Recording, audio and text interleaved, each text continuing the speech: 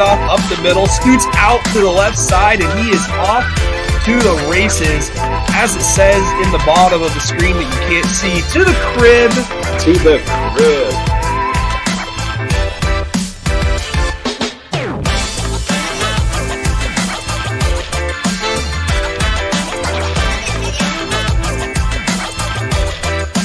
Carol Johnson and a Boston Karen. Yeah. Here's our top 10 plays of the week. Ready, down, push. Number 2, check out this play from Rivers quarterback Darian Harper. Slow motion, dive it over into the end zone. I always hated new holds. Right.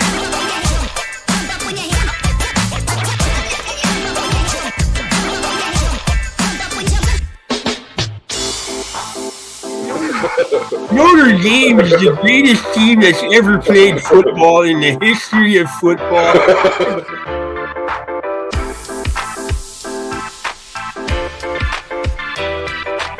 It's true. They do the magic tricks before the game. The picks for this week. It's on the screen right here, Tyson. James Starrett. Thanks, James. Appreciate you being a part of the live stream comments.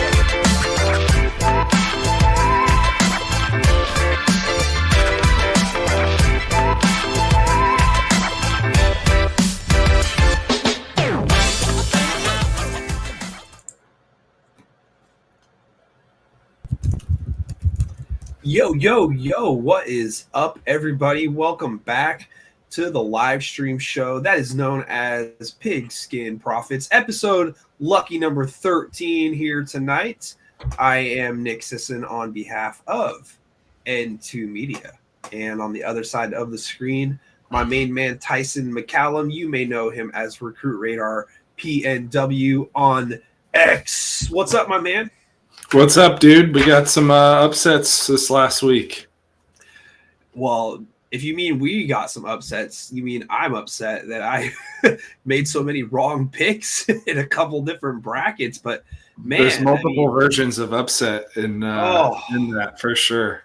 It has a whole different meaning for upset because there's a lot of teams that are very happy with these results. And we'll get into some of those teams here in just a little bit. But, man, it was a wild and crazy weekend in Washington State high school football. And, you know, we expect no less when it gets to the playoff time here, Tyson. And you know what the thing is that I think the consensus going into this weekend was that that 4A and 1A were probably going to be the two toughest classifications to kind of iron out some of these upsets. I went with a couple of upsets, some double-digit seeds that actually ended up not winning this week, so they went out, you know, as I guess chalk took care of things. But yeah, they were both still very difficult to kind of navigate. A lot of close games, and you know, a lot of really good performances. And then, to be completely honest with you, a few head scratchers, you know, for me personally. And it's hard to kind of get into that jargon a little bit when we say head scratchers, because like what I mean mainly is like, you know, I didn't see that coming type thing. On the same token of far as head scratchers, some of the performances by some of the teams that I won't say were like favored, but they just kind of left me wondering and wanting a little bit more, maybe more than just 1 week of postseason play. Because, man, I tell you what, there were a handful of teams that turned in their worst performance of the season thus far. And, you know, you can give credit to the opponent, which you obviously should do, but also if you've been following the teams like we have all year long, kind of left you wondering, you know, what was in the water, so to speak. Yeah, and I think there was a few teams that really the whole state have overlooked that kind of finally had the chance to really prove themselves, you know, to somebody outside of their league. And I take, for example, Lake Clarkston. Obviously, Woodland getting there was a big deal all week and kind of some drama for the team to deal with. And then they go over to Clarkston and, you know, we knew they had a guy like Sage Lone Bear that we've talked about a couple times this year, and I misspelt his name. And but they have a good quarterback there, a 6'4" kid that's like 210, can run, can throw. His name's Carter Steinwand.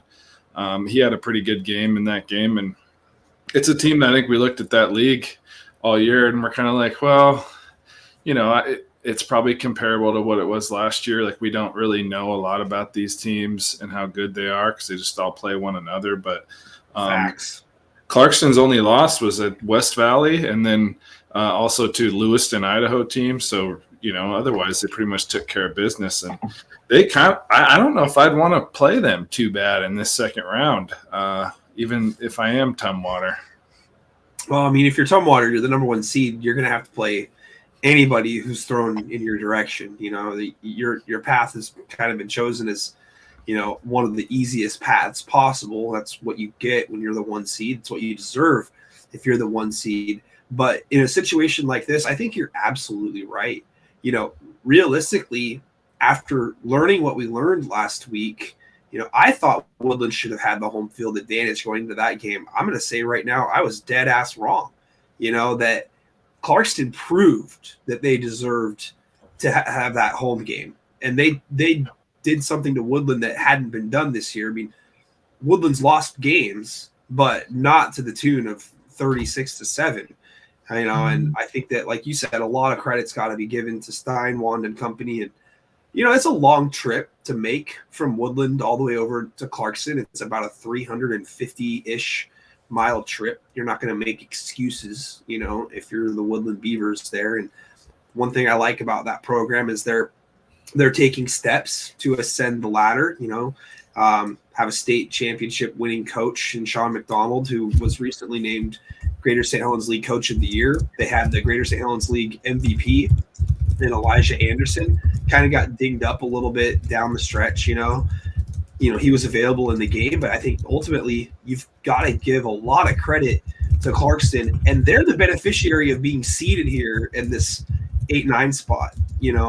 I agree with you. It's not a team that you want to face, if you're Tumwater and you see that result, because Woodland's a physical team. Woodland wants to run the football right at you, and that's exactly what Tumwater's going to do. We've talked about Tumwater and their efficiency when it comes to passing the ball. Well, that's just mainly because they don't rely so much on it. They're more about setting the game up with the run. So it's going to be real interesting to see stylistically how this matchup plays out. And we'll talk a little bit more about the future matchups coming up this weekend. That was a surprise. If you had a surprise that came about over the weekend, no matter what classification, tell me what your biggest surprise was. Oh, man. Biggest one overall. I'm probably going to have to go up to 4A, and that's a tough question. Okay, so I have the biggest takeaway, because I can't single out a certain game. Well, not to put you on the spot. I kind of a bold statement, but this is something I made up my mind about over the weekend. Is I think we massively gave the SPSL too much credit all year long. Just look at their slate of 4 games. I mean, they escaped with Graham Kapowson as the only winner, but that score 56-35, that was more of a runaway in the last quarter and a half than it was anything else. That was a game that I think was 21-21 at one point early against Richland. Most everybody in my bracket challenge picked Emerald Ridge over Kamiakin, and that was one hell of a game, but Kamiakin came out the victor on a play that was definitely the opposite of nothing fancy. Sick hat, by the way. Oh, thanks. And well, what's the game I'm leaving out here? It would be Curtis Kennedy Catholic. Yeah, exactly. Kennedy Catholic gets the win there over Curtis, and I had Curtis projected to go pretty far. But so yeah, they went 1-3, high scoring games in every single one of them.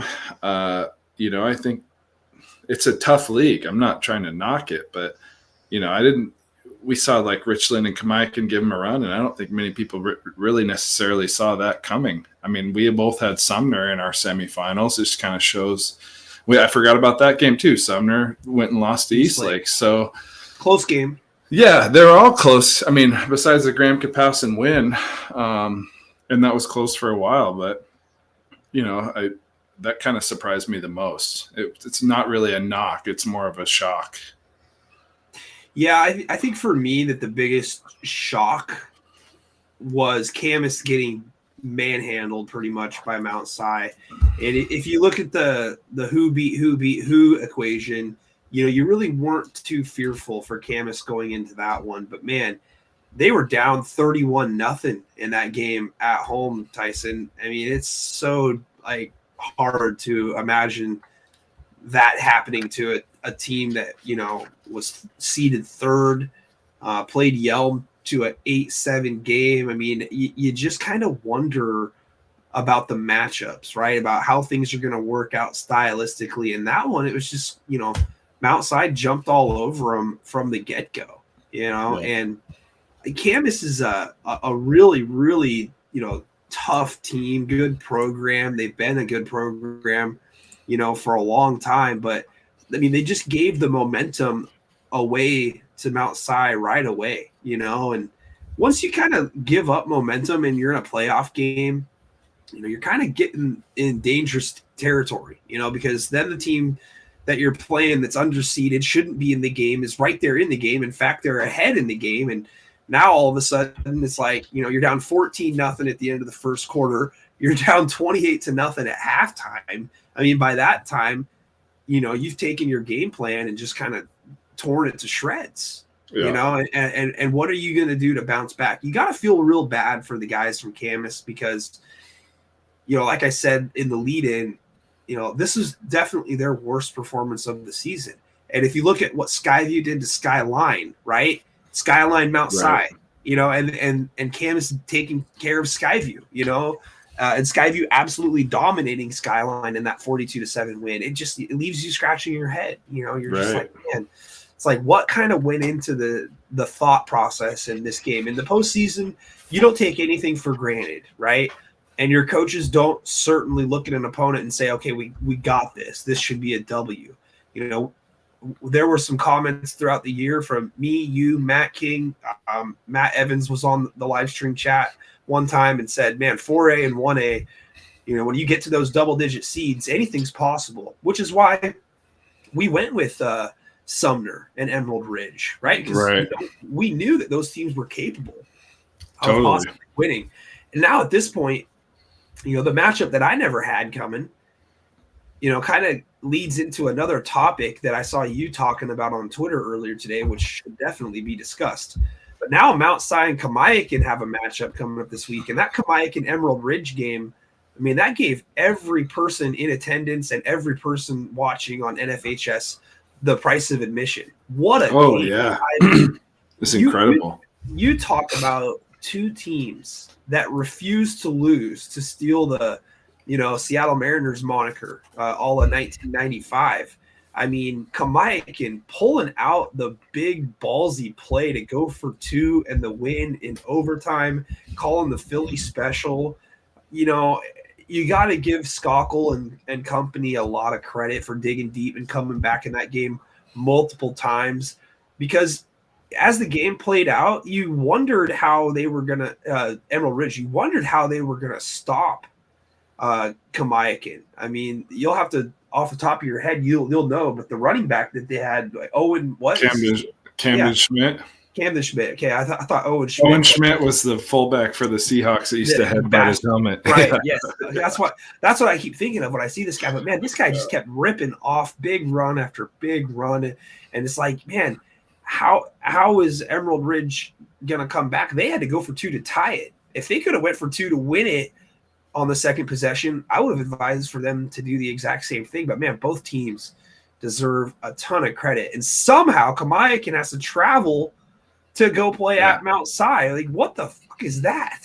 Yeah, I don't understand. I mean, it's been around for a long time, but I don't really understand that whole idea. It's like, oh, you pulled off an upset. Well, now you get to steal the privilege of the team that was seated higher than you for that exact reason of having a home game, and they get to travel.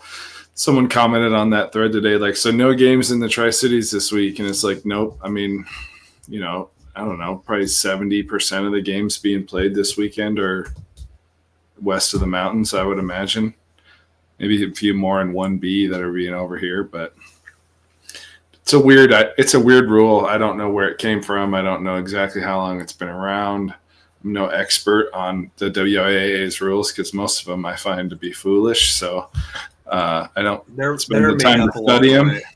Yeah, but and it's just weird. It's like, so you get a home game and you pull off what by some would say was an upset despite the seeding at home, and now it would technically almost be an upset again if you win, even though you're the higher seed, just because you got to travel, from the Tri-Cities to Snoqualmie or wherever the game's being played.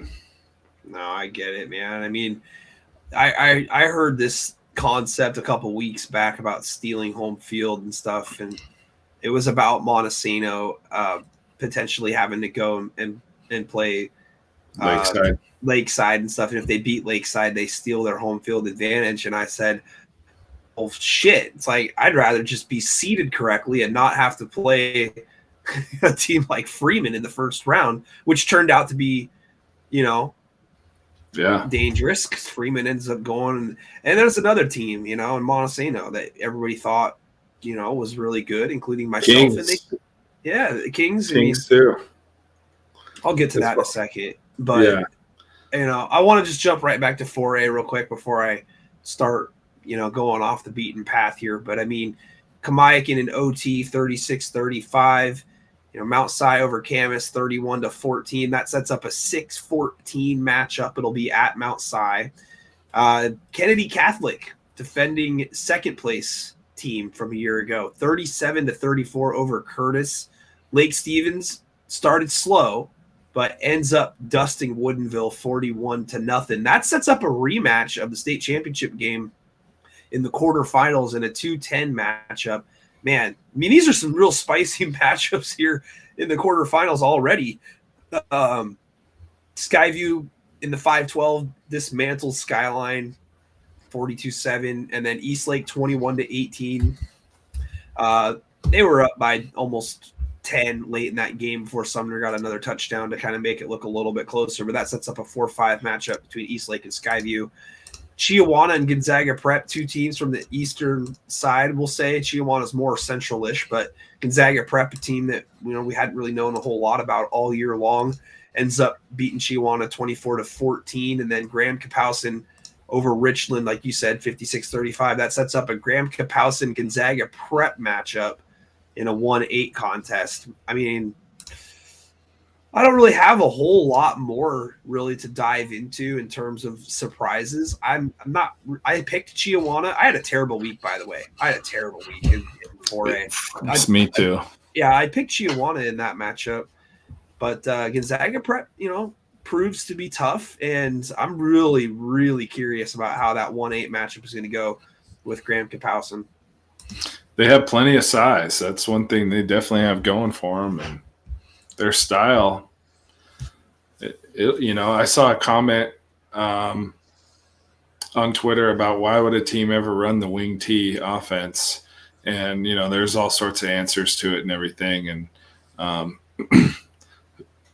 person who posted it was pretty much advocating for the spread offense, and that's exactly what you get to see this week. So that's going to be an interesting battle, because that time of possession that Gonzaga Prep could have on that football, and take it away from the likes of a kid who just had a bonkers stat line in that game last week of Super Alice.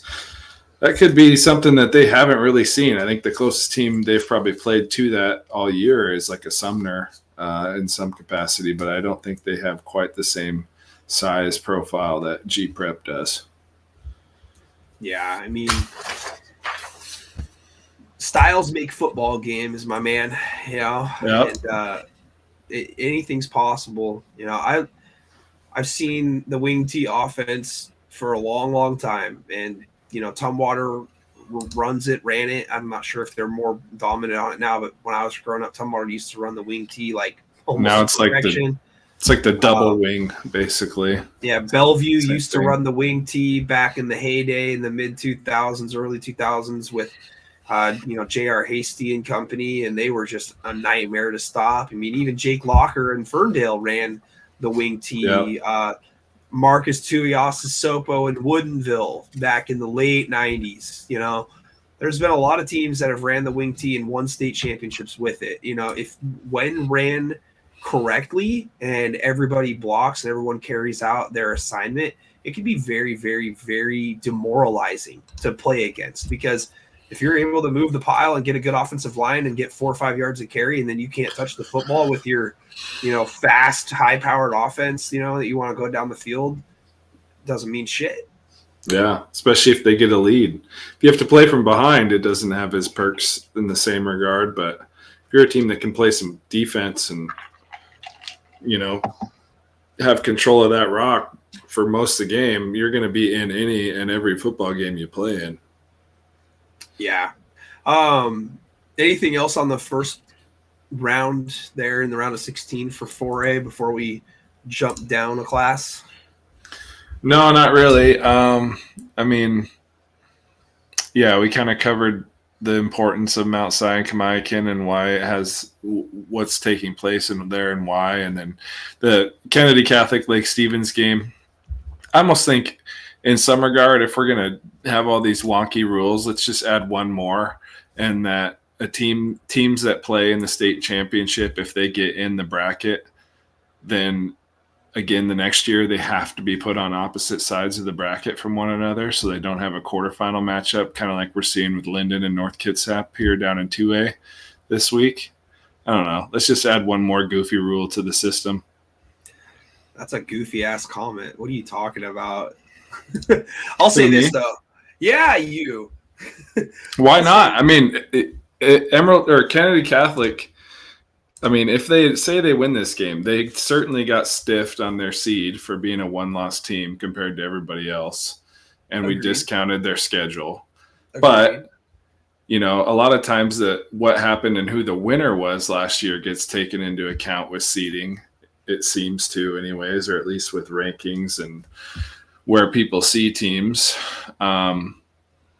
So why doesn't the second place team? I don't know. It would be more interesting if they had to be on opposite sides of the bracket, because you never know. When you set it up this way, you don't get the opportunity of a rematch for a state title. Are you suggesting it's not set up by the best team to the 16th best team? Are you suggesting that they look at who they want in certain places? Because that just can't be true. Oh, I wouldn't doubt it. I don't have any flies in the room to tell me whether that's true or not. But yeah, well, I see him circling the building. Does the shit smell good or does it smell bad? Yeah, that's all you need to know. Yeah. So I get what you're saying, right? To a degree, you don't want to see that matchup early, but in Linden's case, I already felt Highline should have been slightly above them. They've had a resume this year that's kind of in that 6-ish, 5-ish range. Obviously, they're at 5, and I think North Kitsap's also had that resume right there in that 4 range. This kind of just seems like one of those matchups is unavoidable. A 2-10 matchup, I don't think that you're looking at that bracket and you're necessarily saying that you're going to bank on Kennedy Catholic winning that game. I think you're more or less banking that Curtis is going to win that game and you're going to get that matchup instead. I think you just got to give Kennedy some credit. And I think that they're another one of those teams that has program staying power now. Lake Stevens has got program staying power, and I think that Kennedy Catholic is kind of getting into that conversation. You have to with the players they put out and losing their head coach to college last year, and here they are right back in the same spot. Bro, Ari Long legend Kevin Holden's picking Ari Long over everyone. It's a shame they're not playing. Man, it's crazy. Well, basketball season did just start, so maybe but they still haven't played. They still haven't played anybody. Kevin, have you started Central Washington ball yet? If so, what's your record? Are you riding the bench? Are you getting time? Type it in. Let's move down to 3A real quick before I get Kevin's response. We'll talk a little bit more about the games coming up in the quarterfinals as we embarrass ourselves further in the 4A bracket. Hey, Tyson, guess what? I did a lot better in the 3A bracket this week. How about you? Yeah, me too. 4A was definitely my worst of the bunch. And what I mean, I did better. I should run over the standing real quick just to announce that there is not in the 4A bracket a perfect bracket anymore. For the bracket challenge? Yeah, the best bracket in 4A is our buddy Justin Damashevitz, only guy at 7-1, and what a winner. He has picked Lake Stevens to win the championship game, so he's alive James. There. But James. Did James say something? I was on the other thing. No, I just said there you go, James, because he picked Lake Stevens. So okay, yep. Justin Damashevitz has got to be his favorite person on the planet. Yep, makes sense. It's hard to differentiate when you clicked on a different screen. But then there's a kind of a logjam at 6-2, about 10 guys at 5-3, and then I'm at 4-4, and there's 2 guys at 3-5, and you're one of them, Mr. Nick. There's no point in doing this anymore. I tell you what, I suck. Yeah. 4 is the other guy Matt Evans or Matt King? Either of the Matts, because that would help me. Seth Martin, and he picked Sumner. He must be Kyle Martin's relative or something from down there. Well, look, I was in it to win it, so I was picking double-digit seeds. You know, you don't pick those teams to go all the way. So, I mean, I'm obviously going to lose. You know, if I pick the champion, I pick the champion. You know, that's about the only thing that I could be happy with right now. So that's kind of all I got. But I sucked. I knew last week was going to be awful. Yeah, 3-5 is not very good. That's the first losing.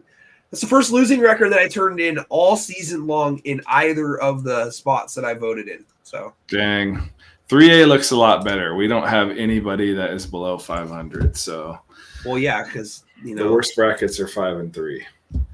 Well, I think that the only matchups that I got wrong is I had Mount Spokane over Garfield, right? I think, and I had and Garfield ends up winning that one 28-21, which I was a little bit curious about last week. I thought that could be a tricky game. And then I had Ferndale over Mount Tahoma, and Mount Tahoma wins that one 21-7. They're having a great year. The Thunderbirds. Yep, those are the 2 games that you did lose. I was just checking it. I missed the Ferndale Mount Tahoma game myself. I did have Garfield winning over Mount Spokane, even though, you know, I naturally try to pull for these Eastern Washington teams a little bit heavier. But yeah, both of us I'm at 7-1, you're at 6-2. There's still 4 undefeated brackets. In this one, Francis Higgins, Andrew Schwann, so I believe I think he was in our challenge last year, if I'm not mistaken. I feel like that's a familiar name to me. For some reason. But anyways, JM, whoever that is, and then head coach of Anacortes, Travis Anderson, checking in at 8-0. For 3A? Yep. Man, what a cheater. Yeah, good thing there's no money on the line. He's not Rick Neuheisel in it. Let's go, Travis. I love it. All right. Yeah. Knows his football. That means he picked against Ferndale, though, right? Okay. Yep, he did indeed. And his bracket champion is Yelm to take it all. You know, that's weird because last week we talked about Garfield. They played a pretty tough schedule this year. Anytime you play Lake Stevens and O'Day, you know, and Eastside Catholic in the same year, I mean, you're going to have some opportunity, you know, to look at across your opponent and be like, this doesn't seem so bad all of a sudden, you know, and we kind of thought that Mount Spokane is a little bit better, you know, and they still are a good team, but Garfield is right there in that conversation. And, you know, how much further can they go? Not quite sure. You know, they got a tough matchup, as does everybody in the 3A bracket this week, but they're going to take on O'Day after O'Day manhandled Auburn Riverside 48-0. I mean, O'Day just really hasn't had a close game since the Eastside Catholic game and pretty much been their only close game all year long. I'm going to skip around just a little bit here, buddy. I would say that the Kennewick and Mountain View game was a little bit more surprising than I thought it would be. I mean, we all had Kennewick in that one, but Mountain View actually had a 6-3 lead in that game at halftime. And, you know, there were some elements involved with like almost 30-mile-per-hour winds in that one, but a big kickoff return to start the second half for Kennewick really gave them the shot in the arm and the lead that they would not relinquish for the rest of the ball game. But 27-12 against Mountain View ends up being the final score. And now Kennewick has to take on Eastside Catholic, who beat Lincoln 40-0. And Lincoln had been playing a lot better down the stretch. That is very impressive defensive effort by the Crusaders of Eastside Catholic. Yeah, definitely. I thought Lincoln would at least stand a chance of scoring some points, but, they are starting a freshman quarterback, and there's definitely more nerves that come into play when you got to play Eastside Catholic for your first time in your career, and let alone in a playoff matchup. But yeah, I was kind of surprised Kennewick Mountain View the way it started. Even Yelm and Marysville Pilchuck. I think Pilchuck had a 13-7 lead to start that game in the first quarter, and then Yelm just went on a run and didn't let them score again the rest of the game. But that one started a little closer, and Ridgeline tried to start making it a game with Arlington again. I think it got down to, it was either 21-13 or 28-13, and Ridgeline had gotten an interception, giving them a chance. But no, really the biggest surprise to me, I think, was probably the differential in the Eastside Catholic game, as well as Bellevue and Monroe. Overall, I thought maybe Monroe would score, a touchdown or two based on what we'd seen Bellevue give up at certain times throughout the year. But, for the second straight year, Monroe's just kind of they've had a great season. They've gotten to the last couple of rounds, and it's just kind of fizzled out for them. But obviously running into a Bellevue team that is just as capable of being dominant as all the seeds ahead of them, that's a tough first round matchup. Well, first I want to start by saying congratulations to Blake Springer on getting an offer to go play at the next level. I saw Linfield had offered him a scholarship to play. So, he's getting in the conversation for, possibly playing at a good program. Linfield's one of the winningest D3 programs in the history of the world. So not a bad place to get an offer to go to. I will say that Bellevue is a team that hasn't been talked about enough this year, and I think it's just because of the overshadow that Yelm and O'Day and even Eastside Catholic have kind of cast in 3A over the last couple of seasons.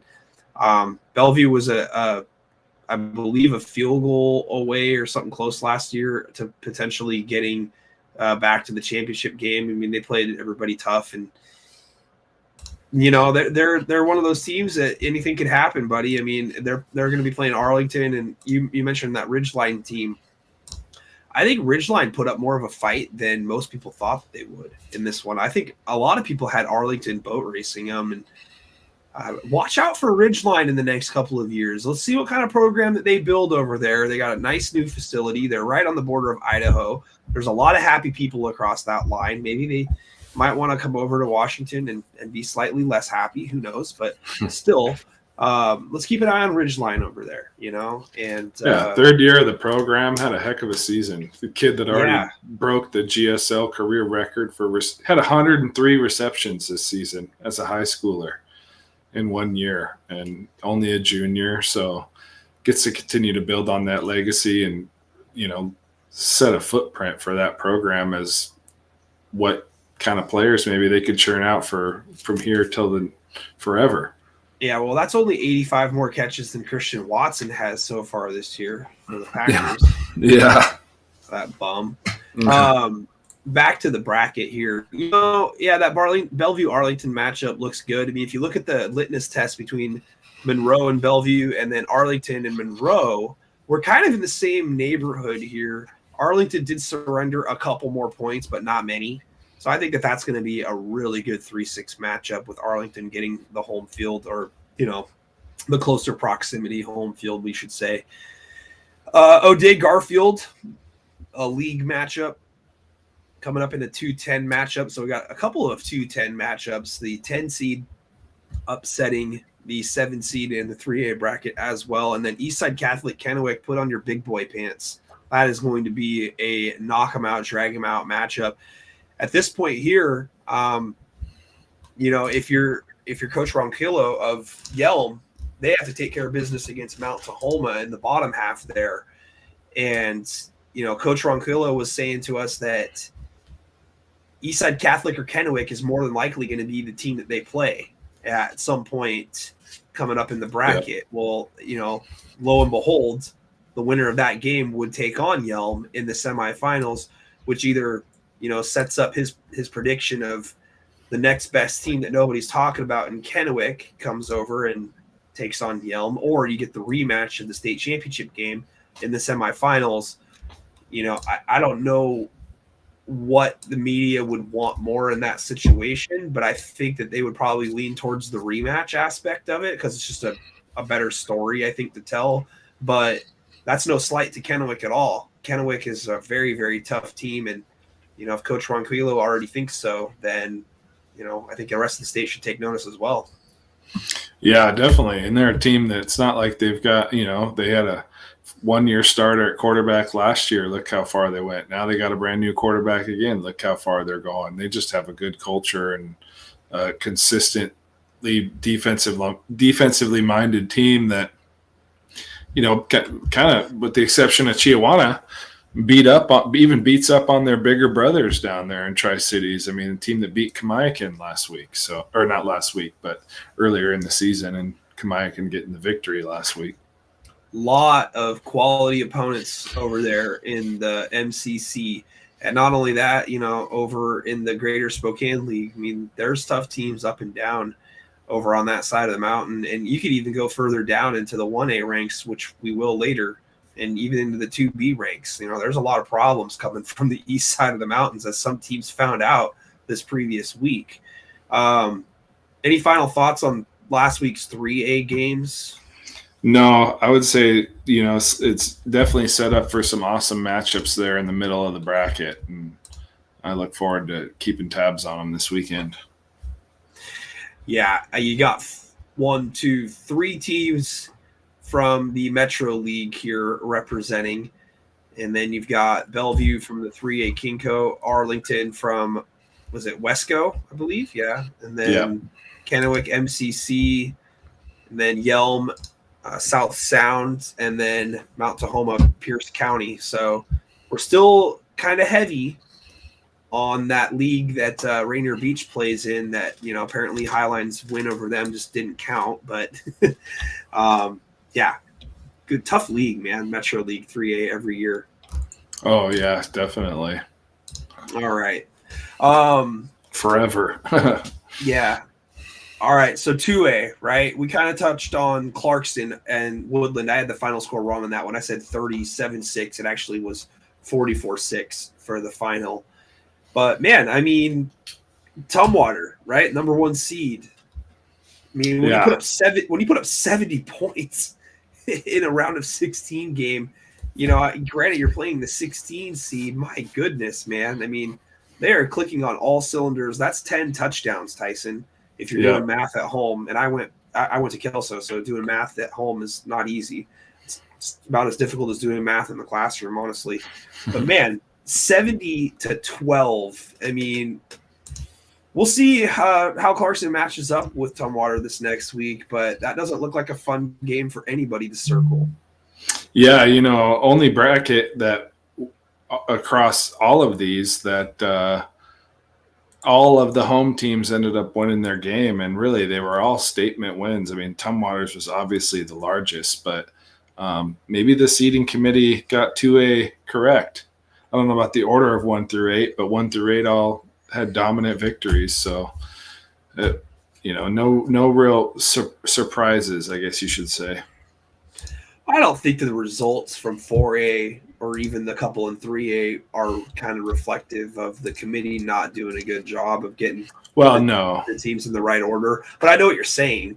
But in this situation here, I think you're absolutely right. I think that you've got to give the 2A committee the golf clap here and, say good job. You did get the top 8 teams the right home field advantage here.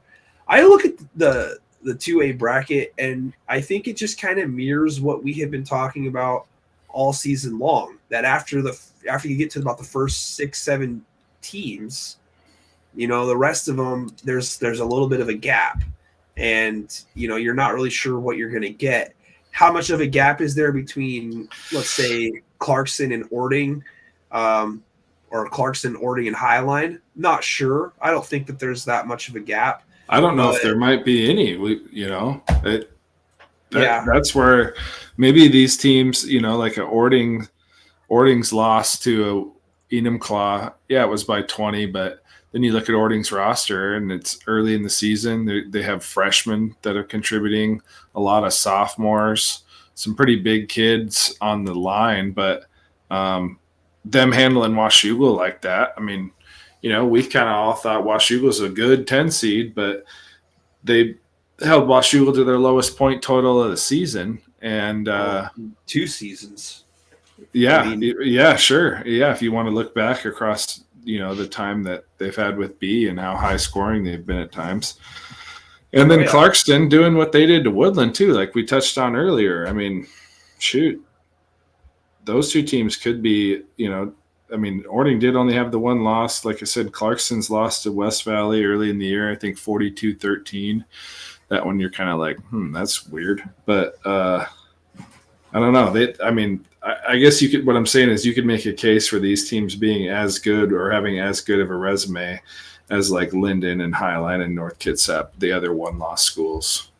Well, I think they do, and depending on which yahoo that you listen to on Twitter talking about Linden and stuff this season, it's like they definitely have the tradition, they definitely have the pedigree, but how many teams are they like definitely better than, and I think that remains to be seen. I think that point that you just made is very true. I think that based on the results right here, I mean, you put Linden up against an Orting, you put Linden up against the Highline, you put Linden up against Clarkson. I mean, you don't know what you're going to get. You could easily see, any of those 4 teams coming away with wins any given Saturday, Friday, wherever you play the game, what time it is, what location it is. I mean, based on how the season's played out so far, Enumclaw looks really, really good. I mean, and full blown 253. Our Mr. All Orting offensive coordinator. By the way, thanks for keeping the seat warm for me in the press box. Wish I could have came to see it. But said he had 13 penalties in that game against Enumclaw. I mean, you got 13 penalties in a game that you're getting beat by 4 scores in. I mean, obviously, you look back as a coach, as a player, you're like, damn it, we could have done some things better here. But obviously, you want to have a chance to get back there and take on a team like that, especially if a league opponent. But at this point, it's all about survive and advance. And I agree with you about that matchup last week. I am not shocked at all that Orting scored 33 points. I am shocked that Orting's defense held Washougal at 10. That was I honestly saw that game being like, 34-28, 35-28, somewhere in that vicinity. And I had Washougal coming out on top there just because of how much efficiency they've demonstrated over the past couple of years with B at the quarterback position, with Evers, their main wideout. I think that Washougal was really missing that running game presence this year that they lost from last season to this season. And, at the end of the day, if you're relying too much on one facet of the game and you're not very multidimensional, it can make it a little bit easier for a defense to read you. And your hat has to get tipped to Orting, a bunch of underclassmen. There's another program right now, they're coming off of a 1-win season last year, Tyson. They've gone from 1 win to 9 wins, and playing in the quarterfinals. I think that if there was a coach of the year for 2A statewide, that, Orting head coach should be up for consideration for that. What a turnaround that's been. Yeah, definitely. I mean, like I said, it's a team I don't think you can overlook, and they're going to have a good matchup here this week. From obviously having to go take on the 2 seed in Anacortes, but you can't. I don't think anybody at the beginning of the year had Orting circled. They kind of looked at like Fife as that second team out of that league, like they were last year, and then Orting kicked up on Fife, and they're kind of making a statement, and it's kind of like the team they're playing this next week, coming out of nowhere, going with a young team and coming into the playoffs as a 1-loss football team that people who know them probably know that they're dang good, and then other people don't really know what they've been all year. So they get a great opportunity to make a statement, already kind of have, and then we know that they're young, so something's building there for sure. Well, they got a big test in front of them coming up this weekend. A team that you saw 3-dimensionally in Anacortes. beat Rogers of Spokane last week, and Rogers was in the same category as Clarkston in terms of competitiveness in the greater Spokane league, and Anacortes just walked them, and you wonder how matchups play out again stylistically. Each week everything's erased and every team is 0-0. You don't know what you're going to get when it comes to that matchup with Orting and Anacortes. But tell me a little bit about the Seahawks on what you saw. They just kind of did whatever they wanted to most of the game. It was a slippery ball. I think you could kind of tell that was bugging the Rogers team a little bit at the beginning. They don't get as much rain over there as it does over on the coast, especially. But and then it was unfortunate. Their star player Aaron Kinsey went down on the second series to a leg or ankle injury and had to be helped off the field. And big, senior year. I think that really took a lot of wind out of their sails too, seeing their top dog, go out and know that he probably wasn't going to be able to come back. So they were playing behind the gun immediately. Anacortes scored on the first drive. Really, the game was a running clock by the start of the second half. I think it was 33-0 going into halftime. Ended up being 53-12. And Anacortes really just kind of did a little bit of everything, played great defense, and, looked really like a more polished version of the team we saw in the last few weeks for sure, where they had a more explosive offense. But I also think it was just a matter of Rogers was a little too outmatched in that one. Well, it's a matchup that I got circled just like every other quarterfinal matchup in 2A. Linden had no problems with Bremerton and their matchup in the 5-12. It was 41-7. Linden. North Kitsap probably turned in, another one of those really impressive victories in the 2A bracket. 49-0 over Ephrata. Typically from the teams that you get out of the CWAC 2A, you're usually going to get one, maybe two contenders each season. For North Kitsap to put together probably their best performance of the year makes them a very, very, very tough out for Linden coming up in the quarterfinal matchup, another rematch of the state championship from last year. We already mentioned Orting over Washougal 33-10. Enumclaw, the other team in the SPSL 2A, 49-12 over Othello, the other CWAC squad. And Othello had a pretty quality season overall, but Enumclaw took them to the, quote, woodshed, as they like to call it. And that sets up a matchup against Highline, and Highline took care of WF West 34-6. That was a game. It was 13-6 at halftime, and give credit to Coach Coop and the Highline coaching staff to make some adjustments there in the second half. And what WF West was doing was playing ball control and trying to limit the offensive possessions of Highline. And ultimately, when they got down by a couple scores, they couldn't resist the temptation of trying to go to work. But the comparisons that I heard was for Brumfield at quarterback for WF West is, the name Tim Tebow was getting thrown around out there and how he was commanding his team. And I think that might look on the surface like maybe Highline didn't have as impressive of a win as, they've been putting together on box scores so far this season. But I would argue that 34-6 win is just as impressive almost any win on the season. Yeah, definitely. WF West have been playing pretty dang good down the stretch. They were kind of like, the likes of a Cedro Woolley last year, where they thumped that first round opponent and were led by a Mr. Do Everything for them quarterback that was touching the ball 30 times a game. And I think it took them till halfway through the year to get their identity rolling on offense, because last year he was a wide receiver, of course, with Gavin Fugate playing quarterback for that. I think they were the 2 seed last season. And, looking back, it's definitely the most competitive and most difficult game Highline's played all year, with the exception of Kennedy Catholic. Sure. Yeah, it's a real interesting matchup here between Enumclaw and Highline.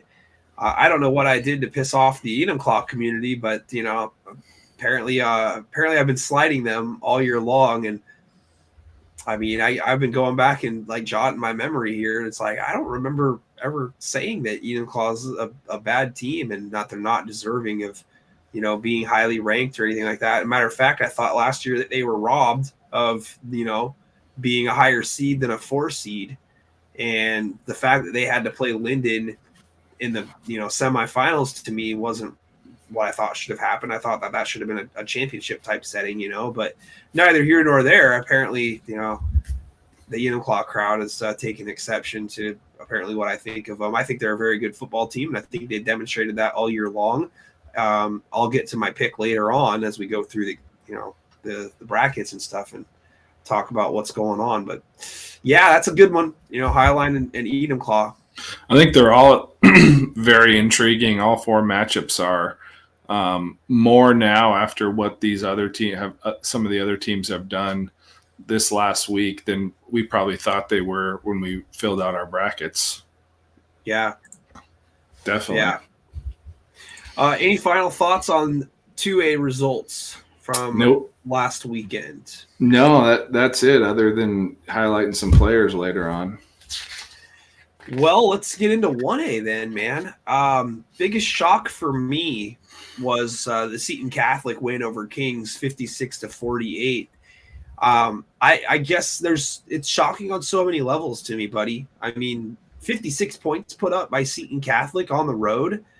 Did not see that coming. And the biggest game that they had this year was at home for them against Le Center, and they only managed 13 in that matchup. But what a job for Gesser and crew. Gesser throws for 5 touchdowns in that win over Kings. Very impressive win for Seton Catholic. Yeah, definitely. I mean, I knew they had plenty of athletes, couple good running backs, kid that plays wide receiver and running back. Obviously, the pride of WSU's son, Colton Gesser. And, I mean, I would say it was up there as far as surprises for me, although I did have it. It was kind of a sneaky game to me for a 12 seed. I thought they're a little more explosive than most 12 seeds you're going to find are that might like to just run and play defense rather. But honestly, most surprising game I had circled was Freeman against Montesano because that game got close late. Ended up being 28-21 Freeman. But they really just dominated. I think Monty had 3 first half turnovers, maybe 4. Yeah. And just started way behind the gun against a team that's too tough to do that with. And, based on how Monty had played everybody all year, I thought, well, they should win this by 10 or 2 touchdowns at least, being at home. Freeman's got to travel about as far as he can in this state. But that one surprised me more than anything because I thought of Montesano and Le Center being those undefeateds down at 7 and 8. Montesano would be the one that advanced, but they both ended up getting beat. So really, that was kind of surprising to see 2 undefeated teams go down to multiple loss Eastern Washington squads. Yeah, I mean, that game did surprise me a little bit. I actually got the score off by 1 point. I picked 28-20 as the final, but I had Montesano winning it. So technically I was way off. But yeah, I mean, Freeman brings an essence of physicality with them, and they've got staying power as a program. They've come over to the West Side and won games against teams from EVCO 1A. Last year, Eatonville. This year, Montesano. I think that they're a live 10 seed. They're going to take on Lakeside in a rematch. And if you look at the common opponents that those 2 teams had this year, I mean, there's a couple games where Freeman actually played slightly better. So I think that Freeman's very much a live dog against Lakeside coming up here in the quarterfinal round. Looking around the rest of the bracket, I had OMAC over Le Center 21-7, and I spent some time watching that game from my living room. Man, Le Center just kind of looked a little sluggish compared to OMAC in that game. And, what an arm for the quarterback for OMAC. I am ashamed that I don't have his name written down right here in front of me. But, man, he had a cannon and was able to find some wide receivers loose behind the defense a couple of times. La Center recovered an onside kick in this one, but they turned the ball over way too many times. And then the times where OMAC actually turned it over, La Center was just unable to capitalize. Not shocked by the loss because, again, I did pick OMAC here in this one, mainly just because I thought that they had been coming on pretty strong as of late, and I ultimately wasn't sure how La Center's staying power would be in this one. Yeah, no, I had OMAC too in that game. Just kind of some of the games we saw them play big this year, it was like they were a team that just needed to find consistency to be that good. And that's a matchup that,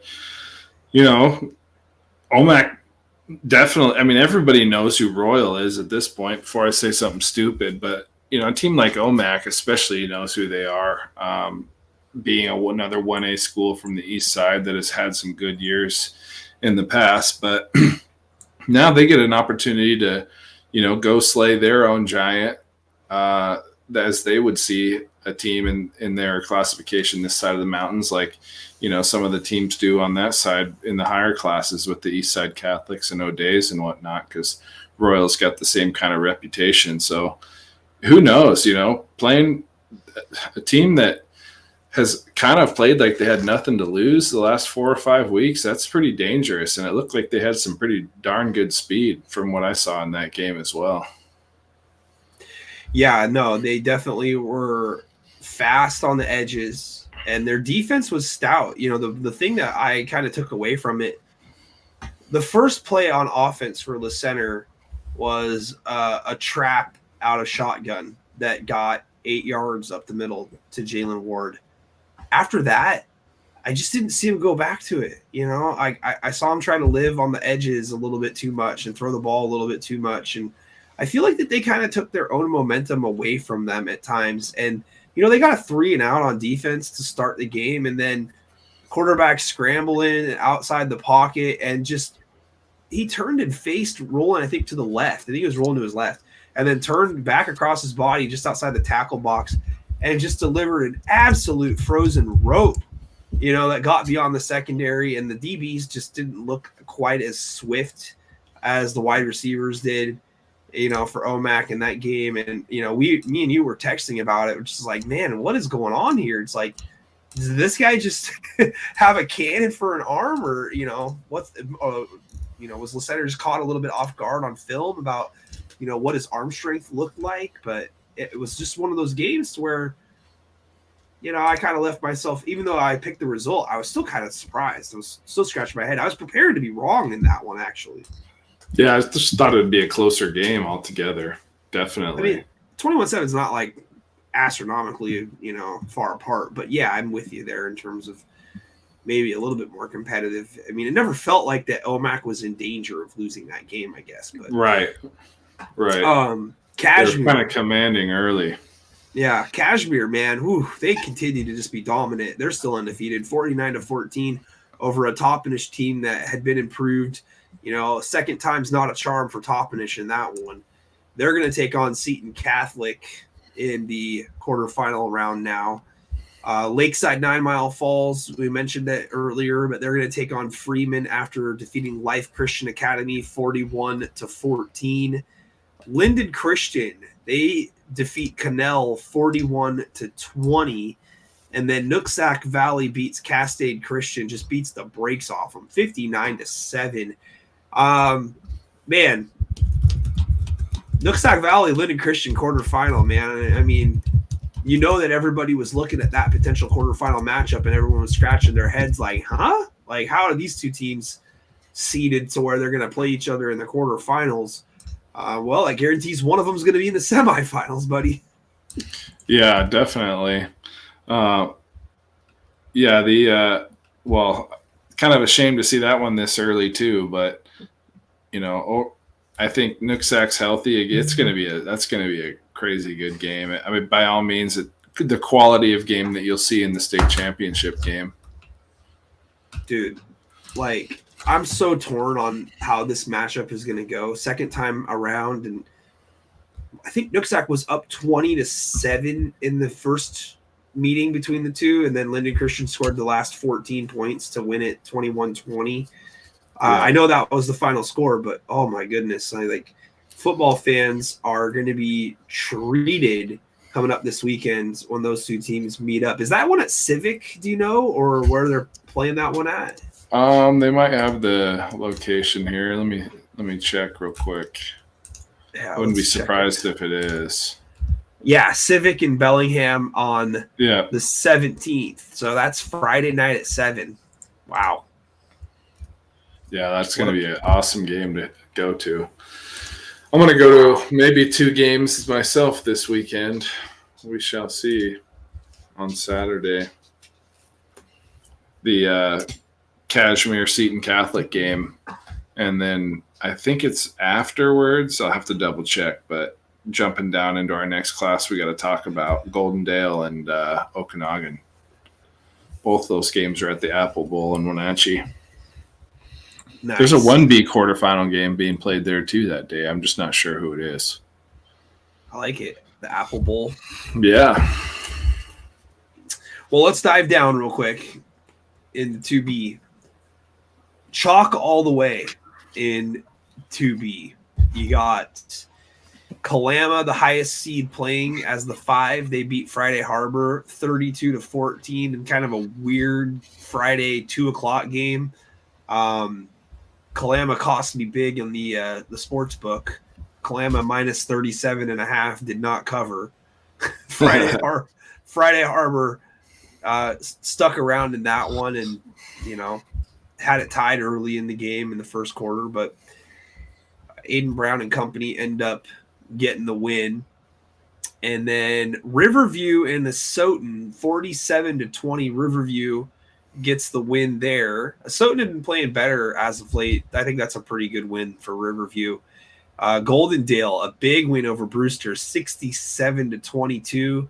And then Toledo outlasts Tri-Cities Prep 21-12. Toledo was up 21-0 in that matchup before Tri-Cities Prep added a couple of touchdowns late. So that sets up all chalk in the quarterfinals. Napavine, Riverview in the 1-8, and then Onalaska, Kalama in the 5-4 with Onalaska having the home field. Okanagan and Goldendale, interesting matchup. And then Northwest Christian and Toledo. Any thoughts on the first round there between the teams in 2B? Well, Goldendale looks like the real deal. We just talked about Seton Catholic, and that's their only loss this season by 2, 32-30. And we just saw them beat Kings, who beat Nooksack, et cetera, et cetera. Who beat Mountain View. Yeah. So that Goldendale team might be pretty darn good. Okanagan could have their hands full on Saturday. Looking ahead to that one. Yeah, I mean, the teams that played last week sometimes can have that advantage going into the games where, teams a little bit more rested and maybe a little bit slower out of the gate. But, yeah, man, Okanagan's going to have to be sharp in that matchup there because Goldendale looks very, very competitive, and they have not lost in 2B yet. Technically, both these teams are undefeated against 2B teams. So we will see what happens. Toledo and Northwest Christian, you're going to have an interesting matchup there. Toledo with Ethan Carver at running back, who went over 200 yards in the win against Tri-Cities Prep. Tough running back to bring down. And then, that Riverview and Napavine game. I mean, I even think that's a potential, buckle your seatbelt game. Yeah. Napavine's obviously earned the number 1 seed in some people's eyes in terms of how they handled their business after losing to Linden Christian and, by beating teams by 100 every week. But Riverview is a team that, his only loss so far this year has been Northwest Christian. And I think that we all collectively think they're pretty good. And like I said, Asotin had been playing a lot better as of late. A 27-point win, there's nothing to sneeze at. I'll be interested to see how Riverview plays that game against Napavine. And then, of course, Kalama on Alaska. That's just going to be a knock 'em out, drag 'em out slugfest. And, Kalama feels that they were underseeded and that they should have had the 4 seed in this one. And on Alaska is going to be out to prove that they're not actually in Alaska, that they're in a town called Onalaska. and that they deserve the number 4 seed. Well, yeah, 700 yards in that game last time they faced each other this season between Aiden Brown and Caden Mazingo. So I expect that to be another barn burner. Yeah, Jake Rose says it's at Tenino Friday night on the blacktop. I think there's 3 games at Tenino this weekend, if I'm not mistaken. Just not Tenino. Just not Tenino. Yeah. Man. There's going to be a lot of good matchups coming up this weekend, man. I don't even really know where to start on what my favorite one is, but gosh, if there's a game that like I wanted, if I had to go to and I wanted to see how it plays out, I'd almost pick Kennedy Catholic Lake Stevens. Honestly, I think that is just such an intriguing 10-2 matchup. You know, yeah. Like I have such a hard time even on that one right now with the way Kennedy's been playing so far this year. Bellevue Arlington, another game that I badly want to see in person. And Eastside Catholic Kennewick. I'd really like to see Highline and Enumclaw also. Yeah. I really want to watch that one. Yeah. There's a lot of good games, man. Oof. What about you?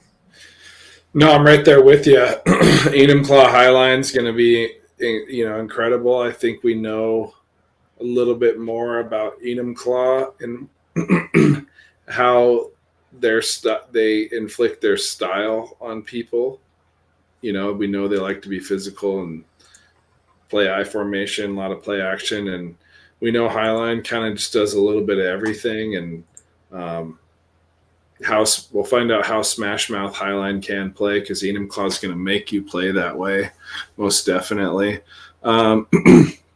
Nooksack Linden Christian has to be on there. As far as there's some history with that game in the last couple of years. But yeah, I'm right there with you at 3A. Arlington and Bellevue, Kennedy Catholic or Eastside Catholic, Kennewick, Kennedy Catholic, and Lake Stevens. I'd pick that as probably my most interesting 4A matchup. Although Gonzaga Prep and GK, I have my eye on too for sure. Oh yeah.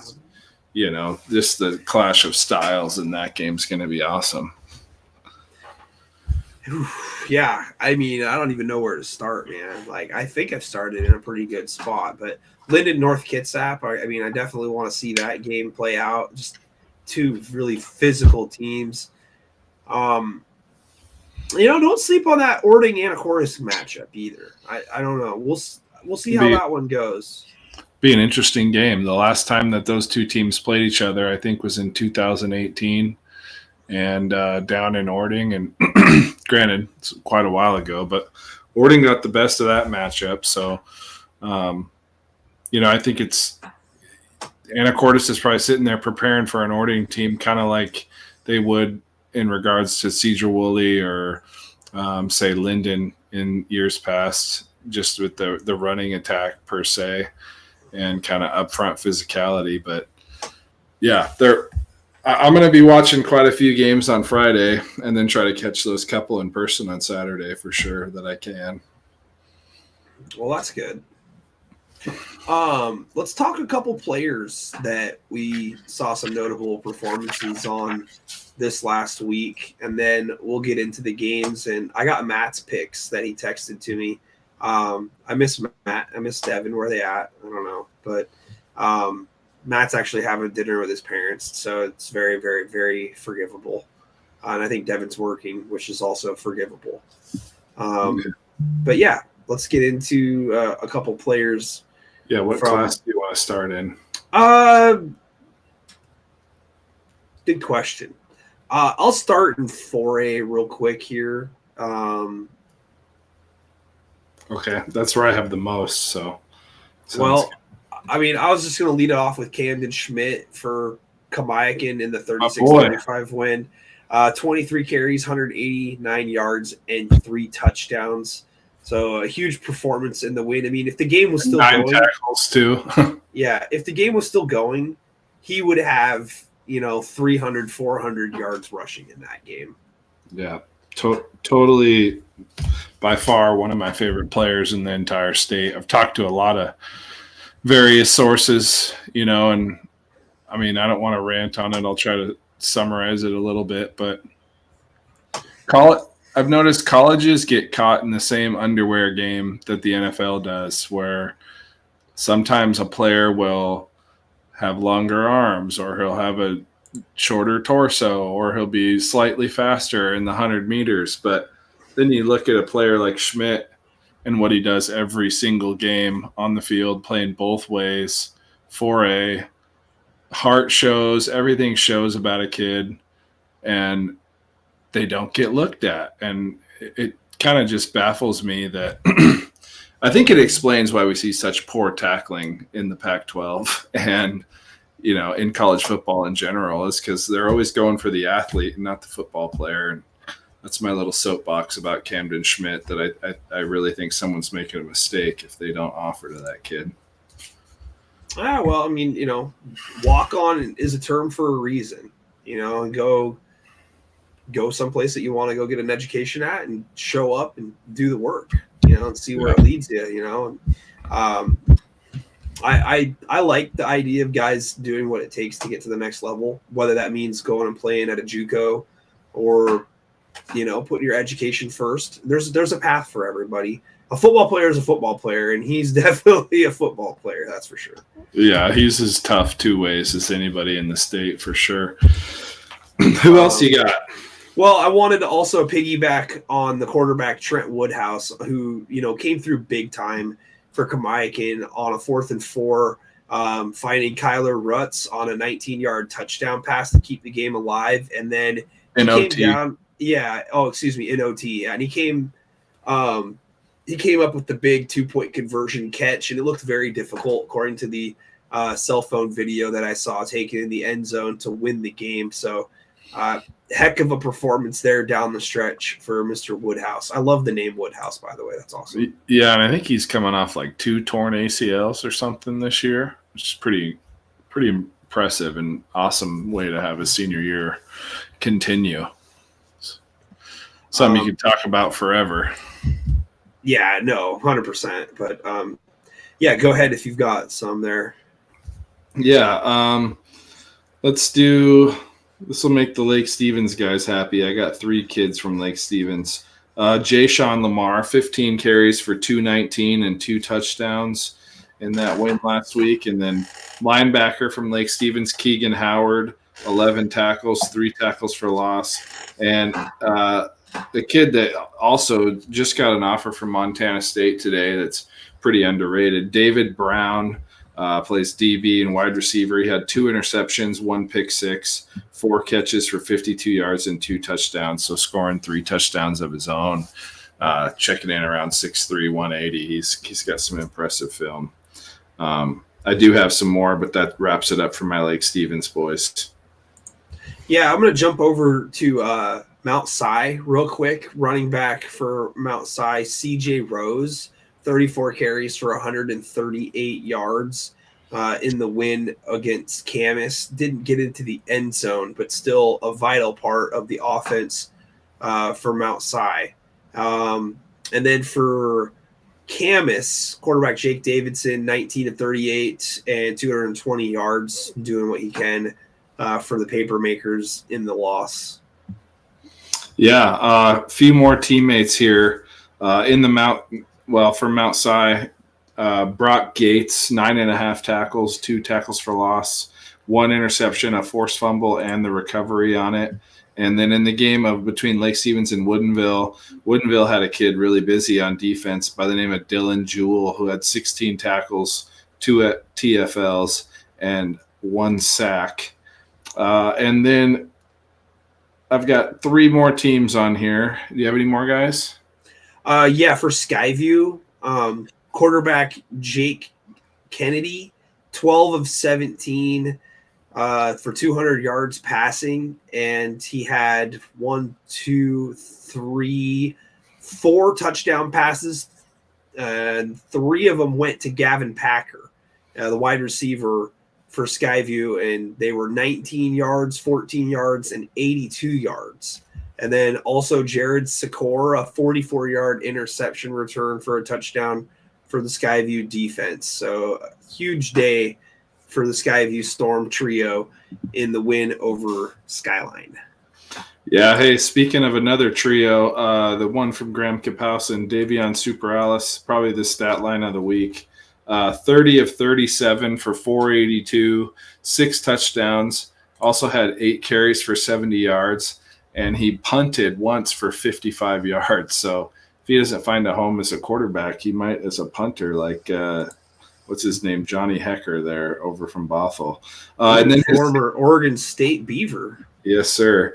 And then 2 of his wide receivers, Malachi Durant, another Oregon State Beaver, 6 catches for 198 yards and 3 touchdowns in that game. And then a Montana State commit, Jabez Woods, had 13 grabs for 204 and a touchdown. Nice to see Jabez Woods teaming up with Scottre Humphrey at Montana State. That's going to be a dynamic offense here next year. Yeah, and who was it I just mentioned a few minutes ago? Oh, David Brown from Lake Stevens that just got an offer there too. I'm not sure if I heard it correctly or not in that Graham Kapowson Richland game, but man, for Richland, your boy Josh Woodard, 30 for 50 for 466 yards and 4 touchdowns. And then Brody Bosek, wide receiver, 8 catches, 180 and 3 touchdowns. And then Race Reeves added 6 catches, 119 yards receiving, and a score. So Richland, guys continuing to build up their resumes for the future. Yeah, totally. I mean, Woodard, senior, he put together quite a year this year, but one of the most pure gunslinging quarterbacks I've seen play this season. I got 2 more, and the last 2 that I have from Kennedy Catholic, the best name in the state, Indiana Jones, 19 carries for 94 yards and 3 touchdowns, and also had 4 catches for 40 yards in their win over Curtis. And then his teammate, Thomas Bevilacqua, I think that's how you say it, 13 tackles and 2 sacks in that game for him against Curtis, getting to Rocco Coke. Rocco Coke, not Pepsi. Yeah. Unfortunate to see their kind of Cinderella season end, but, Kennedy Catholic is showing they might make the same run they did last year, so it's nothing to hang your head about. No. Down to 3A for Kennewick, a sophomore, Cooper Neer. He had a 78-yard kickoff return for a touchdown that jump-started Kennewick there in the third quarter. So nice to see an underclassman, a sophomore, making a huge play and making an impact in a playoff matchup there for Kennewick in their win over Mountain View 27-12. Yeah, definitely. They just keep churning out new kids every year. Also running back Kanan Hayes, 103 yards rushing on 19 carries. Nice. Touchdown also. I've got a couple. Well, I got two sets of teammates and a couple more individuals. I'll just do 2 teammates first. From Arlington, running back Caleb Reed had 17 carries for 101 yards and 3 catches for 34 yards. And then a kid I was really impressed with watching that game, wide receiver, defensive back Jake Willis, made some nice pass breakups and a few tackles on defense, but also had 5 catches for 126 yards and 2 touchdowns from Leighton Martin over there. And, Arlington looks the part of a 3 seed for sure. Going back real quick to that Mount Si Camas game, Brian Levesky, Camas, says that the Mount Si offensive line and the defensive line were very impressive in the win over us. And then he did name, looks like Brock Gates. Yeah, that's linebacker. Yeah. So, Mount Si, a lot of guys, doing a lot of good things in that matchup there. They got an O-lineman going to Oklahoma. Yeah. Well, you feel bad for Camas in that situation. So, Yeah. Yep. Mount Si's been an impressive team for 10 plus years now. That's for sure. Right. Going to 3A still for Bellevue, Riken Moon. He's a junior DB. and he had 3 interceptions on defense, and he had 119 yards rushing on 7 carries, including 2 touchdowns in Bellevue's win over Monroe. Son of Warren Moon. So yeah, I'm being told that he has lineage, and I'm also being told that Bellevue is being slept on. So I don't know about that, but I know we've been paying attention, but maybe other people have not been paying attention. And then also for O'Day, Jason Brown Jr. I mean, obviously, class of 24, still uncommitted. Go Huskies. 239 yards rushing on 12 carries and 5 touchdowns. Yeah, that's a terrible day at the office. Yeah, he's a nightmare. I can't imagine having to match up with him, because I saw him turn a few runs from nothing into touchdowns out of his 5 that he scored in that game. I got a teammate of his from O'Day, Packy Crawford, 10 tackles, 1 tackle for loss, and a sack in that win. And then quarterback from Mount Tahoma, Trey Walker against Ferndale, 11 of 15 for 181 yards and a touchdown, and 10 carries for 88 yards and a touchdown to propel them in that win over Ferndale, 21-7, accounting for 2 scores. I need full blown on here, full blown 253 offensive coordinator. I need you here for Ording to drop some Ording stats if you got them, if you're still on the live stream. If not, I forgive if you can forgive that I don't have them. I don't either. I certainly looked. Well, I know McCall was an intricate part of the game. I believe it's Carson McCall. Only a sophomore. He's like 6'2", 210 too. That's pretty impressive. I believe his older brother's name was Mason McCall. So, but that sounds right. Yeah, either way. I'd love to get some more insight there. Do you have any more 3A guys that you wanted to mention? No, I'm ready for 2A. Cool. Well, me neither. So for 2A, I really didn't have anybody that I was able to get like a bunch of stats on. I know that Tumwater had a bunch of guys do a lot of really good things, and there were actually a lot of teams that had it. So I'll let you go ahead and take the floor here for the 2A.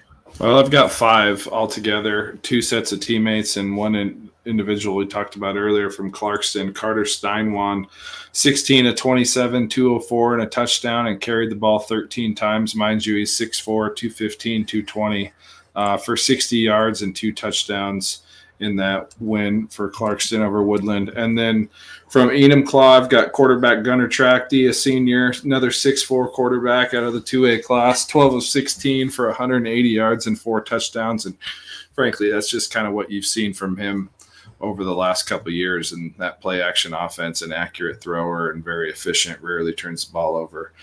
Then his teammate on the line, defensive line, Riker Popke, 13 tackles and 3 tackles for loss.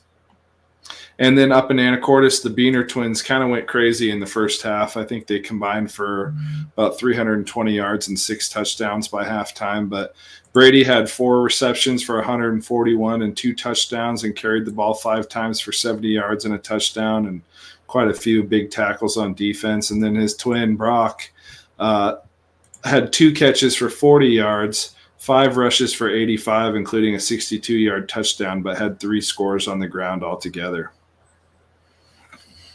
I've heard of them before. Yeah. It was 42-0 Beaners over Rogers in the first half of that game. It's a hell of a fight. Definitely. Well, I don't know if you got more, but for 1A, for 2A. Yeah, for 1A from Royal, quarterback Lance Allred, 380 offensive yards in the 50-0 blanking of Eatonville. Allred was 19 for 21 and had 328 yards through the airs, 4 touchdowns, and then 10 carries for 52 yards. His favorite target was Case Christensen, 6 catches, 116 yards and a touchdown. And then Jackson Larson had 6 catches, 78 yards and a touchdown. The Knights middle linebacker led the defense with 15 tackles on D. Yeah, and I wanted to add into those. Lance Allred had 10 tackles and a tackle for loss, too, on defense.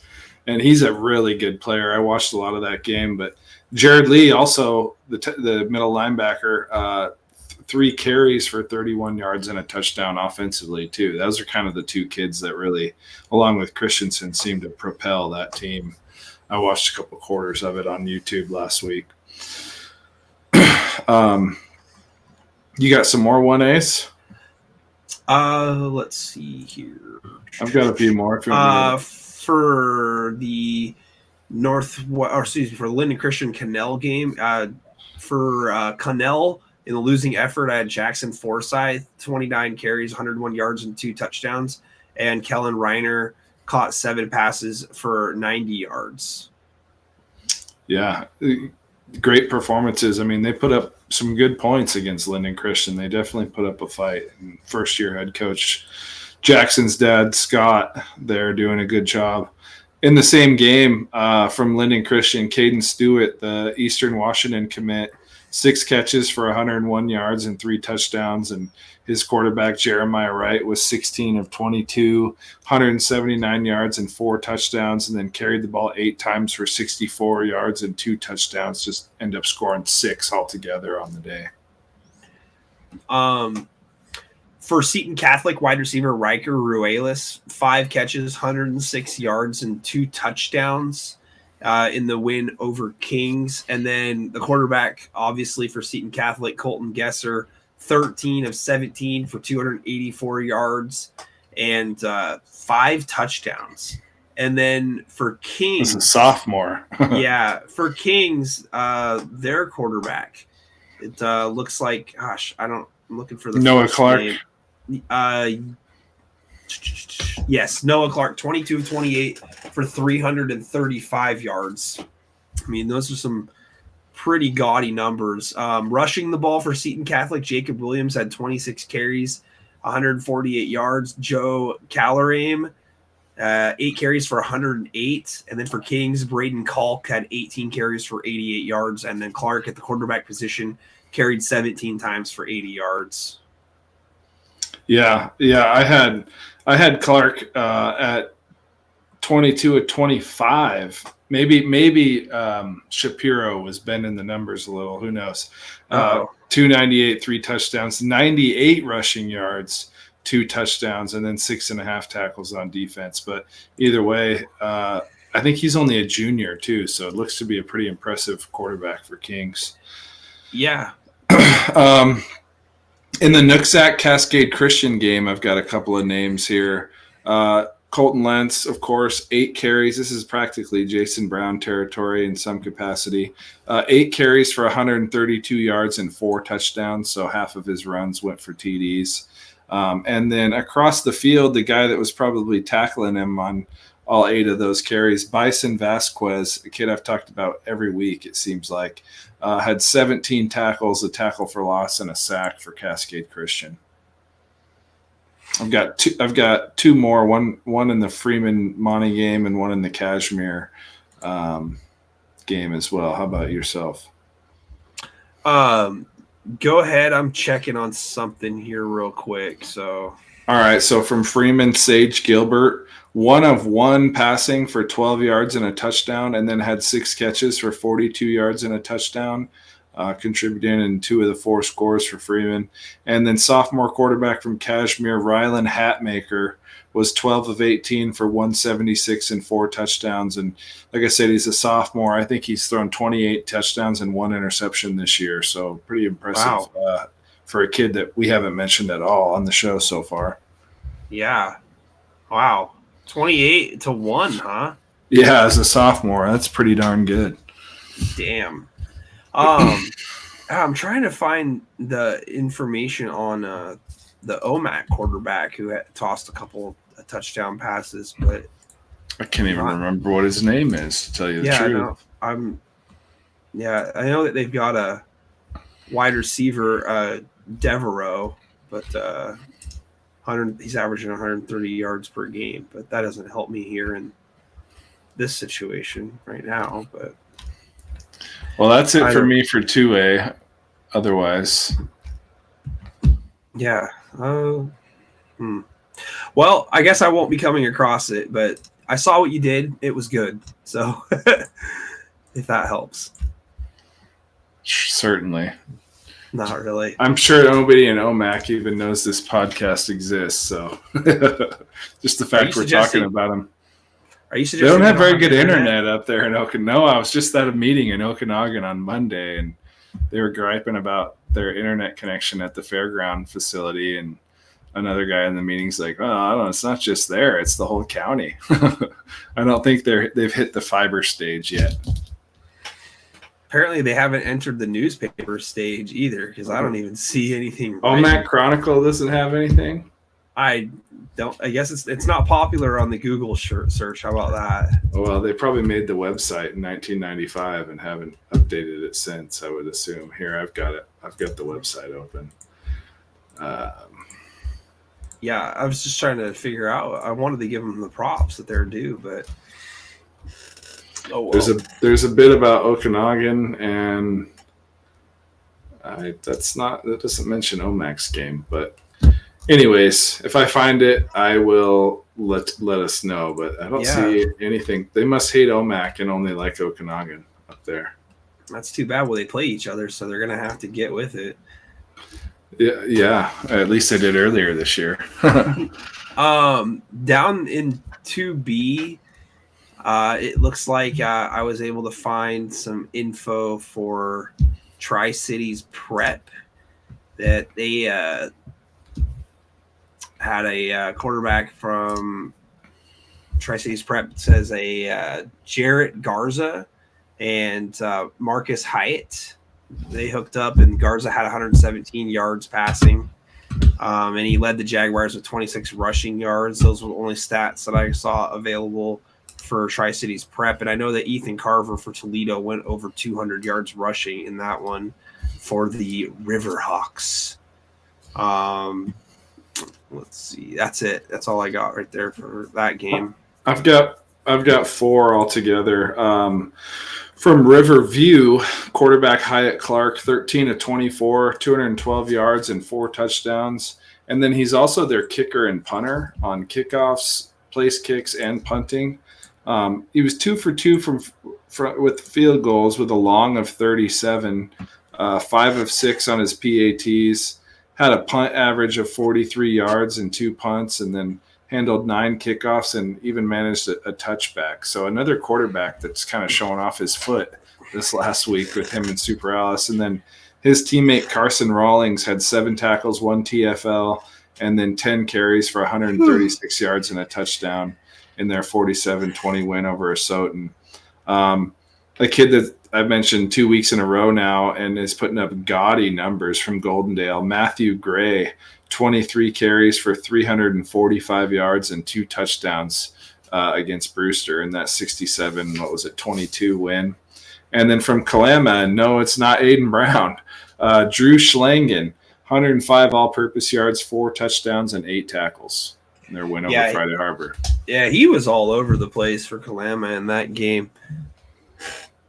Yeah, definitely. I mean, what I'd be concerned by looking at some of these results is Goldendale's one running back has run for over 300 yards the last 2 weeks.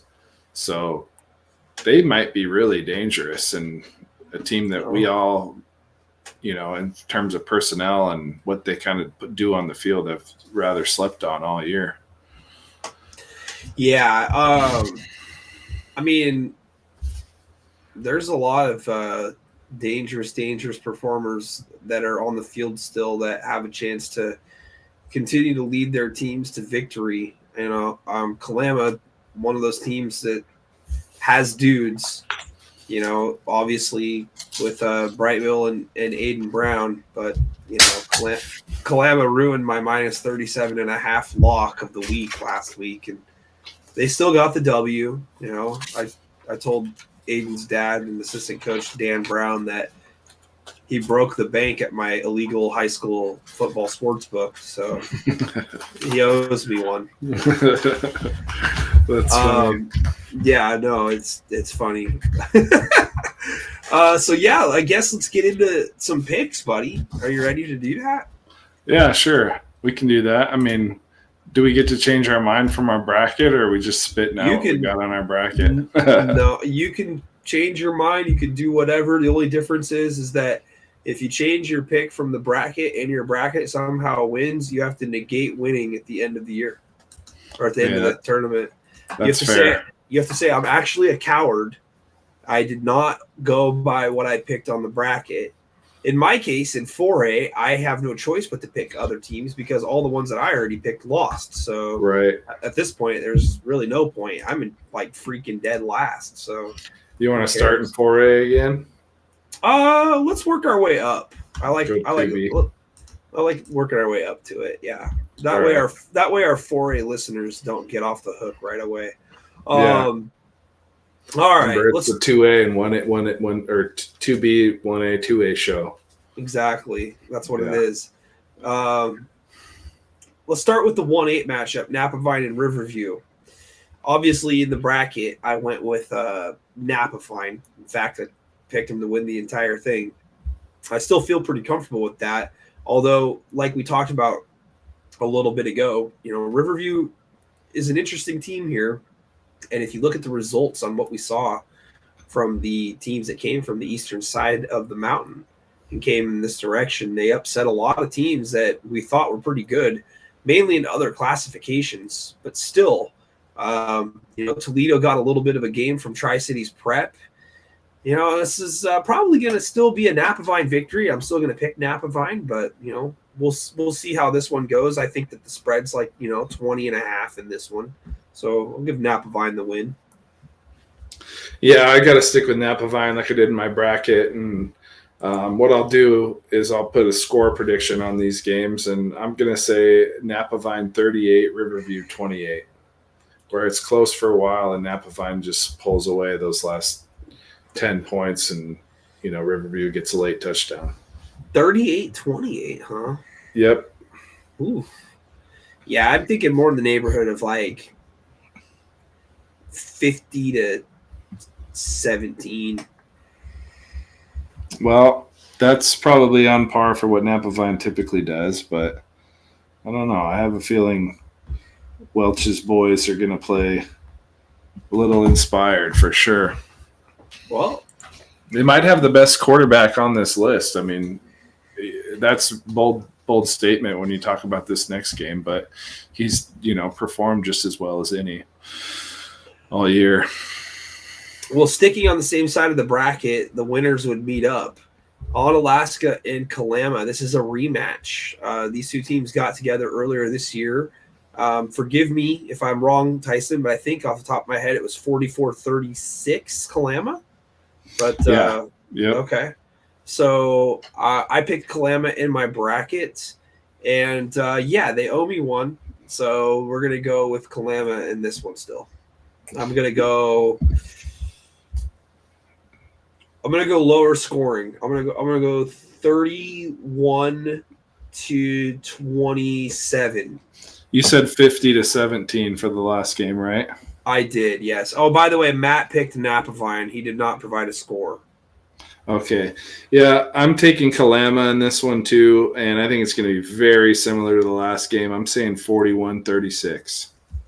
All right. I have him in the bracket also. Matt is going with Kalama. All right. And then let's go to the other side of the bracket. Yeah, I mean, I think Kalama and Onalaska is probably a very intriguing matchup and maybe the most intriguing. But, man, this one's also got my attention. Goldendale and Okanagan. With the way Goldendale's played so far, coming off a 67-22 win against Brewster in Okanagan, seemingly hasn't had an issue with anybody that they've played all year. Yeah, let's get to know how good Okanagan is, because I think Goldendale's very, very good and ready to go. But I'm still going to go with Kukumbu and company and Okanagan. I'm going to go 44-30. Yeah, I like that prediction. Part of me is like, oh boy, I kind of, because of sleeping on Goldendale and picking Okanagan to win it all, I'm like, Goldendale wins this, they might be in the state, the state title game. But I've talked about Okanagan all year. I think it's going to be a really good game. I'm going to say it's going to be in the neighborhood of 35-28. Mm-hmm.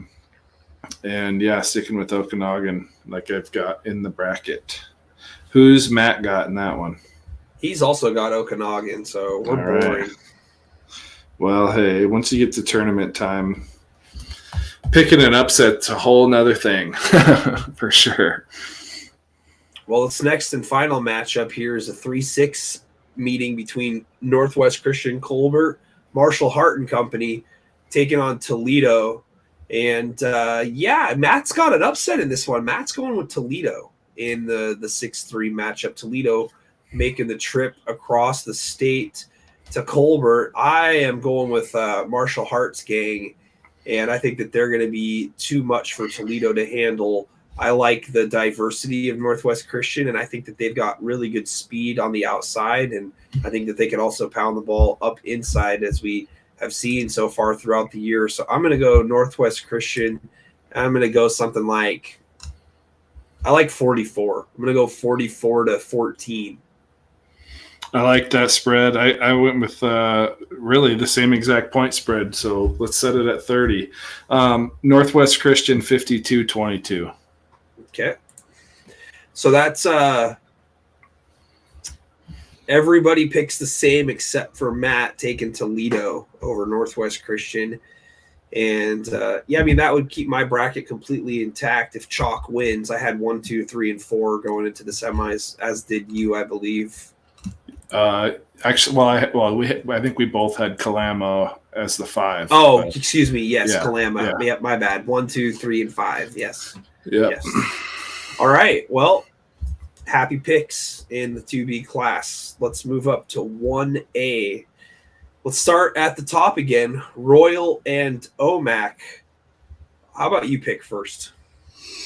Oh, boy. I think OMAC's going to give them a little bit of a challenge on defense more than some of the other teams they've faced this year. But I'm going to say 35-21 Royal. I'm going to go 42-14 Royal. All right. And Matt's going with Royal as well. And then Cool. we got a 4-12 matchup. Winner takes on the winner, of course, of that previous game. Kashmir, the 4 seed, against Seton Catholic, the 12. I went with Kashmir in my bracket, I went with Kings in my bracket, thinking that they would beat Kashmir. So obviously I get another chance here to right the ship. I'm going to go with Kashmir. I like Seton Catholic a lot, and I think that they're dangerous. But a long, long trip to go play Kashmir here in this one. The good news is for Seton Catholic is they're playing with house money. But I like Kashmir in this one, 37-20. Yeah, I've got it 38-27 Kashmir, and I have them going all the way to the championship game. So I'm sticking with it. You said what was it? You said something 20, 37? 37-20, yep. All right, cool. I'm writing these down so we can compare our spreads next week. Yep. Matt's going with Kashmir. Kashmir, all right. Next one, in a 2-10 matchup, Lakeside 9 Mile Falls taking on Freeman, the 10 seed. This is a rematch. Lakeside won the first matchup earlier this year, and I like them winning the second matchup as well. So I'm going to go Lakeside 27-20. I like it. I think it'll be a relatively close game, too. I'm taking Lakeside 35-20. And then Matt has Lakeside. All right, here's the big moneymaker, the 3-6 matchup. Northwest Conference opponents meeting for the second time. Linden Christian against Nooksack Valley. This one's in Bellingham at Civic Stadium. Linden Christian won the first regular season and only regular season matchup 21-20. I tell you what, man, this is the one time where I kind of want to change my pick, but I can't do it. I picked Linden Christian at the start of the year. to go to the state championship. I actually picked him to win the state championship before the year started. I have since changed that to Royal because I'm a chicken shit. But in this scenario, I can't pick against my bracket, and I can't pick against what I thought going into the season, that I thought Linden Christian was just going to have a more complete 11 guys on both sides of the ball. I think Nooksack Valley arguably has the best individual players in this game with Colton Lentz and company, but I'm still going to stick with Linden Christian, and I'm going to go 21-14. All right, low-scoring dogfight there. I'm sticking with Nooksack because I said they were going to win it to start the season, and still have them there. I'm saying Nooksack gets revenge and shows they truly are the cream up there of the crop. 36-22. Ooh, a 14-point win, huh? Yep. Nice. Give me some of that action. Matt's got Linden Christian in this one. All right. Well, that does it for the 1A picks. Let's move on to the 2A picks. Tumwater and Clarkston. Tumwater by a lot. 49-14. Ooh, really? All right. Well, I'm not brave enough to pick Clarkston, but I think it's going to be a closer game than that. I'm going to say 31-20. North Kitsap and Linden. By the way, Matt went with Tumwater in that one. North Kitsap and Linden, man. Coming off the heels of the performance that North Kitsap just had, 49-0. This is another one of those scenarios where it's like I almost feel better about North Kitsap winning the game here than I did last week. This one's going to be played at North Kitsap High School. So, I mean, they have the true home field and stadium advantage in this one. I went with Linden in the bracket. I'm going to stick with it. I'll go Linden 28, North Kitsap 27. Oh, I like that. I'm taking Linden because I've got Linden in the bracket. You said North Kitsap you're taking? No, Linden, 28, 27. Okay. Yeah, 28-27. I'm taking Linden also 22-20. Yeah, I like the close game. I think it's going to be super close. Yeah, they're familiar with one another. It should be. Yeah. Matt went with Linden. And then in the 2-7 matchup, Anacortes and Ording. We learned a lot about Ording last week. A 23-point win against Washougal, as impressive of a win as you could possibly hope for, if you're Ording. And obviously they want a chance to take on either Enumclaw or Highline in the next round. Anacortes is such a tough team to figure out. They've got multiple, athletes that can beat you, like you've, pointed out so many times, the Beaner brothers. I think that there's just too much Beaner in this one. I'm going Anacortes. Yeah, I got to take Anacortes too. I'm going to say 35-22. What did you say a score? I did not, but let's come up with one real quick here.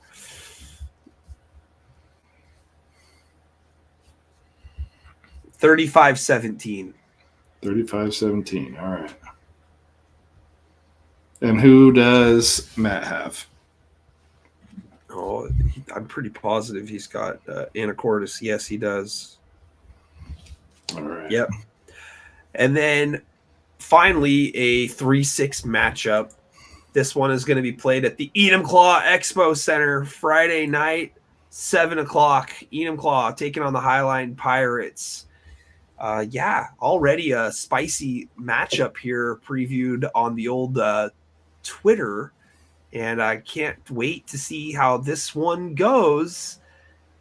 Enumclaw feels pretty good about themselves going into this one, I would say, and they rightfully should. They've had one hell of a season. They've only lost one matchup over the last 21 games, I think. So, I mean, obviously, picking against that record sounds pretty insane, Tyson. So, call me Captain Insano. I'm going to go Highline in this one. I'm going to go 24-21. Ooh, that's a close one. I'm going to take Enumclaw 34-20. All right. And then Matt chose Enumclaw. Clean sweep. I had Highline in my bracket. Can't go against the bracket, buddy. They're still you did have Highline. God, I keep writing them down backwards. Yeah. Okay, so you're sticking with Highline. Okay, 21 for Enumclaw. There we go. All right, cool. It's not that I'm not listening. I'm just writing in too many columns. You're okay. Let's move to 3A. Yep.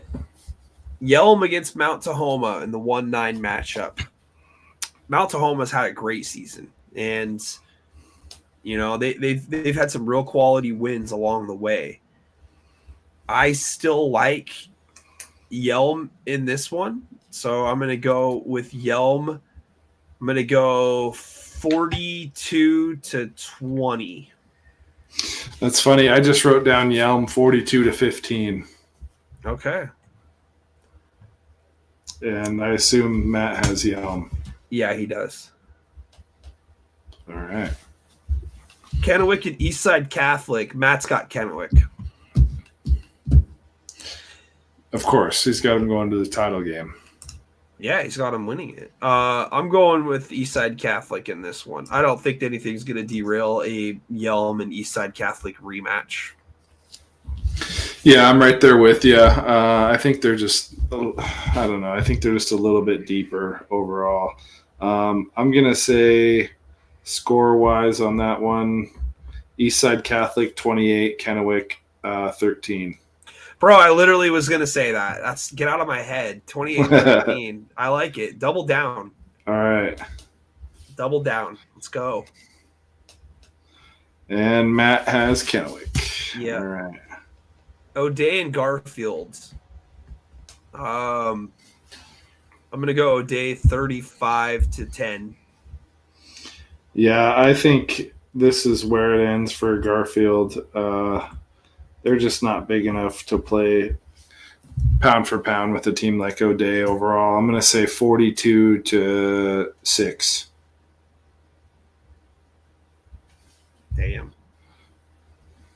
You said 35-10? Yeah. All right. And then Matt has O'Day. I hope so. I would think so. Yeah, he does. Yep. All right. Arlington and Bellevue. And this is like coin toss for me, man. Like, on one hand, Arlington has played a very, very, very, very tough season this year, and they've got big boys up front. Bellevue, the same could be said. Only losses have been to Lake Stevens in a game that they were up in, and then to Central Catholic of Oregon. I have such a hard time with this one, Tyson. I'm not going to lie. I really do. I'm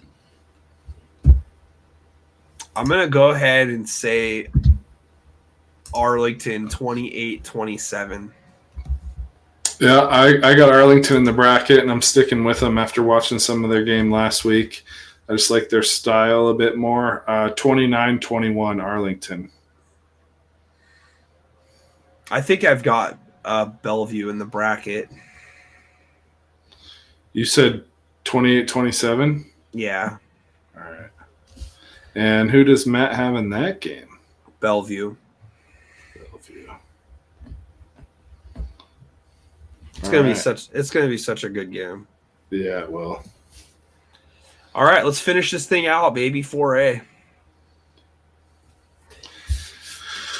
Oh boy. GK versus Gonzaga Prep. 1-8 matchup. Obviously Graham Kapowson's the team I picked to win the championship before, during, and after, so I'm gonna stick with them, although I'm super nervous about this game. Graham Kapowson 34, Gonzaga Prep 21. Yeah, I think Gonzaga Prep might give them a run. I'm going to say 28-20 GK. East Lake against And he has Skyview. GK, I assume. Yes, he does. All right. Yeah, East Lake and Skyview. This one going to be played at East Lake High School. Road game here for Skyview. This is going to be a knock 'em out, drag 'em out game, bro. This is going to be a battle of attrition and defense in this one. I think it's super low scoring. I'm going to go Skyview 21-13. I like that. Let's double down on it. I also I had Sumner winning this game in my bracket, so yeah, me switching too. my allegiances to Skyview for this game. Yeah. 21-13, doubling down. All righty. And who did Matt take on that one? Matt has Skyview. All right. All Perfect. right. Next up, the 210 matchup, the rematch of the 4A state championship from a season ago. Lake Stevens and Kennedy Catholic. Lake Stevens did not surrender a point. The only team to win via shutout in the first round of the playoffs. That's a huge sign for Lake Stevens. Kennedy Catholic put up 37 on Curtis last week. Oh, boy. It was close the last time these teams played. It was 24-22 Lake Stevens in the championship. I'm going to go Lake Stevens 27-20. Yeah, I think it's a one-score game for sure. I'm taking Lake Stevens 35-29. And then Matt has got Lake Stevens. All right. Now the matchup that I don't think either one of us had in our bracket. No. The 6-14 matchup, Kamiakin and Mount Si. This one is at Mount Si. Man, tough. Yeah, very tough. Mount Si coming off of a very, very good win on the road against a very good Camas squad. Kamiakin surviving a game against Emerald Ridge, 36-35. Kamiakin, they were tested probably on the defensive side of the ball more than they have been all season long, other than playing Richland, of course. But, with Mount Si, you really don't know what you're going to get week in, week out. They obviously can, grind out a win, and they've got good play on offensive and defensive lines. So this one's really close, really tough for me. I'm going to go with Mount Si in this one, just because I think that they're going to be riding the momentum a little bit more. And, although I do like Kamiakin, they're gutsy. They're going to call anything it takes to win a game. So this is a tough one to pick for me. I'm going to go 31-27 Mount Si. Yeah, I'm going to, I've watched 3 Kamiakin games now this year, and they're just gritty. They don't really have a weakness. I mean, I would say the consistency of their passing game is probably their weakest point, but they play great defense, and they have an awesome line on both sides of the football. And have recently, with moving Camden Schmidt full-time to running back, have a really formidable rushing attack. I'm going to take Kamiakin 28-26. I like it. Yeah, Schmidt's an animal. Yeah. Who does Matt have in that game? He's got Mount Si. All right. So I got 2 games that I picked differently than you guys. He's got 1. Other than that, pretty much the same. Well, besides the Highline game, I think. We can either all be right or all be wrong. Yeah, I'm on my own. Yeah. Yep. Yeah. Yep. I'm a believer. All right. There's going to be some great football games. This really, it's almost overwhelming. I wish I could watch all of them in like a red zone format.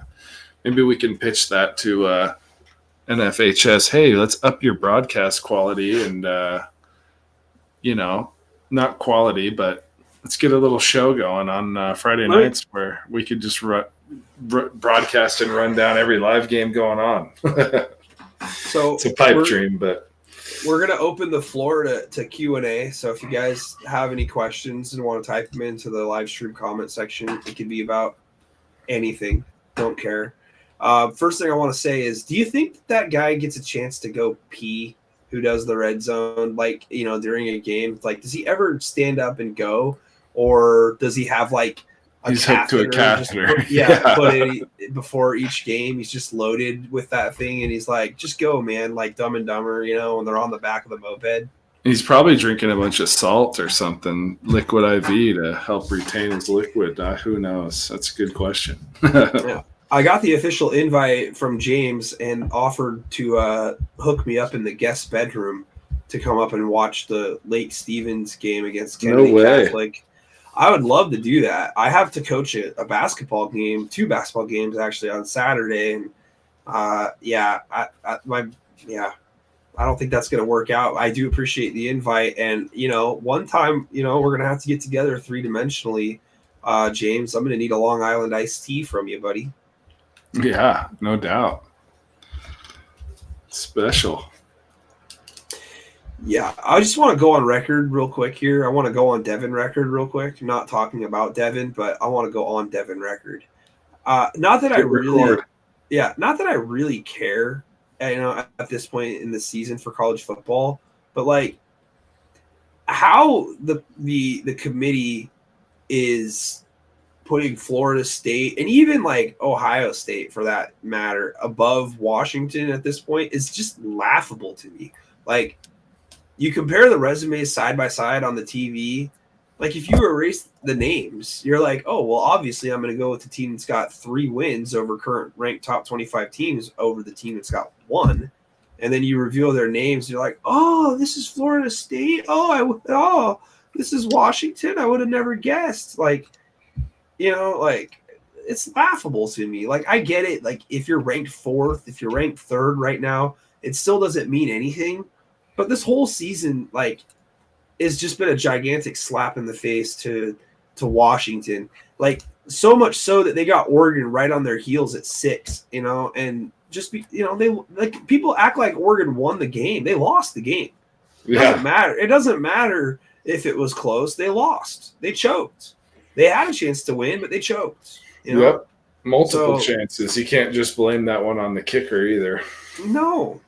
They squandered points at the end of the first half. They should have punted late in the game. I don't mind them going for it, but it's like, if I'm a coach, I'm punting that ball away. But I don't understand. It's like, and everyone gives UW crap because, they've, USC didn't actually turn out to be that good. Hello. All the teams that are really good made that possible. Like, I thought Oregon's really good, right? They beat USC. I thought Notre Dame was really good. They beat USC. I thought Washington was really good. They beat USC. So yeah, what, Oregon didn't blow out USC. That's why it's like, judge them. Did Notre Dame kind of kicked their butt pretty bad. Yeah, they whooped them. Yeah. It I don't know. It's like they don't want a team from the Pac-12 in it unless it's Oregon for some reason. And meanwhile, it seems like their coach is headed back to the SEC to take the Texas A&M job. At least I've seen a few things out on the Twitter sphere that makes it seem that way. Says his house is up for sale, and there was a flight from Eugene to College Park on Monday or something. And anyways, I thought that was kind of interesting. I don't see it happening, man. He's getting too many good recruits and moving to the Big Ten. Like, pipeline just opens up even more. Yeah, but in Texas, you got to think, he's familiar with the Georgia and the Alabama and the Texas area from being back there at Georgia. So why would they might throw a pipeline of money at him. It's hard to say. You'd go there because you came to the Pac-12, supposed to be the best coach in the Pac-12, and you come over, and in the same amount of time, you're 0-2 against Kalen DeBoer. Well, you run. a lot of coaches are, but well, for sure. But still, nobody expected that when those 2 hires first went down. Okay, well, why would you do that though? It's like only thing that you're really competing with now is Washington, USC, Ohio State, and Michigan, maybe Penn State, I guess. But other than that, like, you're not really competing with anybody else. Like, I think I'd rather be in the SEC at this point, though, Because what are you competing with there? You've got Texas, Oklahoma, Alabama, LSU, Georgia, Florida. Even Florida gets guys still. I mean, yeah, they haven't been good in some time, but yeah, whatever. No, I mean, yeah, I don't know. It'll all come down to money, I'm sure. Well, overall. I mean, Texas A&M is stroking a $75 million check to make sure that Jimbo Fisher never coaches for him again. It's like that's like the greatest deal of all time. Like, where can I sign a contract to get fired in a couple of years and make $70 million sitting on my ass? Like, yeah. Who do I have to fool, that I'm good at coaching? Like, I'm going to take this Kelso third grade boys basketball team to the upper echelon, to the pinnacle, until the NBA calls me and says, man, what a miracle job that you did with those 9-year-old kids, man. It's like, we would love you to coach the New York Knicks. I think we know you'd be a perfect fit here. And be like, absolutely. Yeah. I'll come in and go 1-80. They're 1-81. Well, fire me. Coaching doesn't really play too much of effect in the NBA anyways. I'm sure you could do better than that. Not many people are Greg Popovich. Yeah, well, keep their job for so long. The Trailblazers' job's got to be open here pretty soon. So, good old for their good old Chauncey's not really doing so well. I mean, I never thought I'd miss Terry Stotts, but man, they miss Nate McMillan. Yeah, Stotts was a little bit better than McMillan in my opinion, but McMillan was a good coach. I got no problems with Nate. Nate's a good guy. I loved Nate. Yeah, he was a solid good human. Coach. Definitely. Yeah, Stotts is a good player too. Yeah, no doubt. Yeah, not many questions flying in. I guess. Yeah, nobody wants to talk to us. This is our earliest wrap up of the show in the history since we were on Spaces. I'm pretty sure it's pretty early. Not near as many games to cover, no doubt. That's okay. I mean, it's all meat and potatoes tonight, buddy. I might have some time to go throw some Eggo waffles in the toaster. Yeah, before you feel guilty. When we get done at 11, you feel guilty for pulling something like that. But, yeah, bowl of cereal, who knows? Bro, a bowl of cereal, like, at 10:30, 11 o'clock is, like, so third pedal. What do you mean? What's third pedal? Clutch. Oh, okay. Yeah, that makes sense. Sorry. I've never heard that term before. That's a new one. Or maybe it's an old one. I don't know. It's such an old one. I'm so old. Yeah, we used to say third pedal in high school when, somebody would come up with something like, maybe some alcoholic beverages to a party, or some provisions, something. That's so third pedal makes it sound like it's saying that's so last year or something for some reason. Well, see, nowadays kids would be saying that's lit or that's or I don't know. All right, bet. Bet, exactly. Dead ass. Yeah. Yeah, no, third pedal, it's like if you say that nowadays, no one even knows what that is because cars aren't made with third pedals. It's like, they don't even know what the fuck a clutch is. Yeah, maybe a kid that's ridden dirt bikes or something the last few years. That's about it. It's rare air. Yeah, no, I'm with you there. But yeah, dude, we had a smoking weekend last week in our boys team, man. We won 35-8 and then 28-2. To be honest with you, the 2 points that we allowed were kind of lucky. Well, yeah, we could have won by shutout that game, which whatever, you don't really want to do that, but I've had that happen to me as a coach. It's not fun to be on the receiving end of that, that's for sure. Well, yeah, I mean, I did some stuff a little bit different in that game because that was the second time that we played that team, and we already beat them, pretty handedly the first time, and so I started some kids in some different positions, and we were only up 4-0 at the end of the first, and then I'm like, all right, let's make this just a little bit more comfortable before halftime, and then we'll circle back and get some guys all around. But the good news is that every one of our players except for 2, I think, has had a basket. So, and one of them had a basket today in 3-on-3 drill,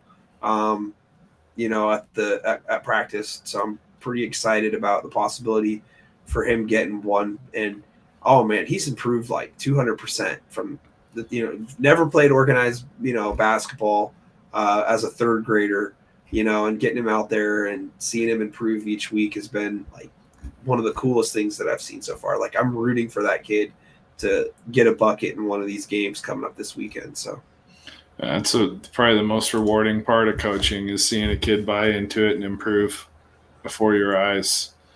Not just years down the road, but in that season itself, especially at that age, because it can happen so rapidly. Yeah, he's the type of kid who's going to throw both hands straight up in the air, just like, like he just won the WWE championship or something. Yeah, heck yeah, get him a bucket. Oh, that's little pick and pop, pick and roll action down low. Yeah, we've got some stuff. We're doing some things. We're setting some screens. We're helping out. Yeah, figure it out. Set screens, box out, and don't travel. Yeah, it's the defensive side of the ball that's been really pleasant for me. Just he had like 3 or 4 steals this last game and was in the passing lane, and all the kids were. So it was really nice to see. That's what I got an 8 a.m. and a 9 a.m. game coming up on Saturday. So it's like there's no sleeping in, no nothing, man. We're going straight at it. Heck yeah.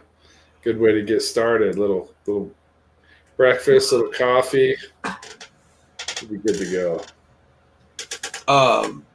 What I should plug my new website too. Do it. Plug it. recruit-radar.com.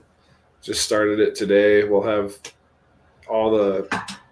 pretty much every version, or at least a link to the podcast there, of course. You can go back and you'll be able to see the rankings I put out. Right now, it's only the regular season final set of rankings before crossover rounds, but I'll probably throw them all on there as an archive. And then we're going to be doing player profiles and maybe work that into a list of some kind, but mainly focusing in on, just the type of stuff I do on Twitter with highlighting some players, but taking maybe a little deeper dive into it. So check it out. Yeah, subscribe to the newsletter too, so that way you get the updates. Yes, yeah. That every time something new is posted, you'll get an email in your inbox to go check out what new content we're going to put out there. But in the day and age where we're multi-streaming and I'm only on Twitter, that's somewhere that if you don't do Twitter now, you can go start finding some of the content that really is what made Nick and I come together in the first place. I by no means have ever been a streaming guy. I was once a bingo caller where I sat up in front of a crowd of people and talked foolishly. So I've got that on my resume as experience going into this. But anyways, just for everybody that doesn't have Twitter out there. You're a bingo dauber. Oh, I'd get them rattled at me. Sometimes I thought I'd have to duck and cover from getting thrown at me. Those old ladies took it seriously. Anytime you made a mistake, they'd start rattling that dauber. And we had something called the salmon catch, where if the caller made a mistake, you had to add money into the pot, and they'd start hollering at you, salmon catch, and rattling those. I had visions of one just coming shoo, shoo, shoo, right at my head, but they taught me pretty nice.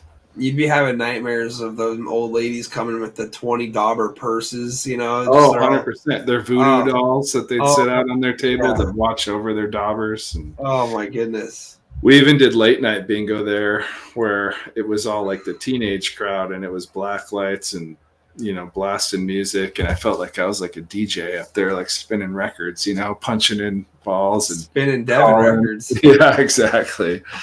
So, yeah, a couple hundred people per show. We have more that watch this, not for 3 hours straight necessarily, like you would at a bingo session, but a little bit of fun fact background history on a random job that 99% of people I know have never done. B9. B-row 9. Yeah. Dude, yeah, we haven't had a bingo parlor in town for several years, and we used to have, I think, 3 at one time, like before the internet ruined everything. Like Right.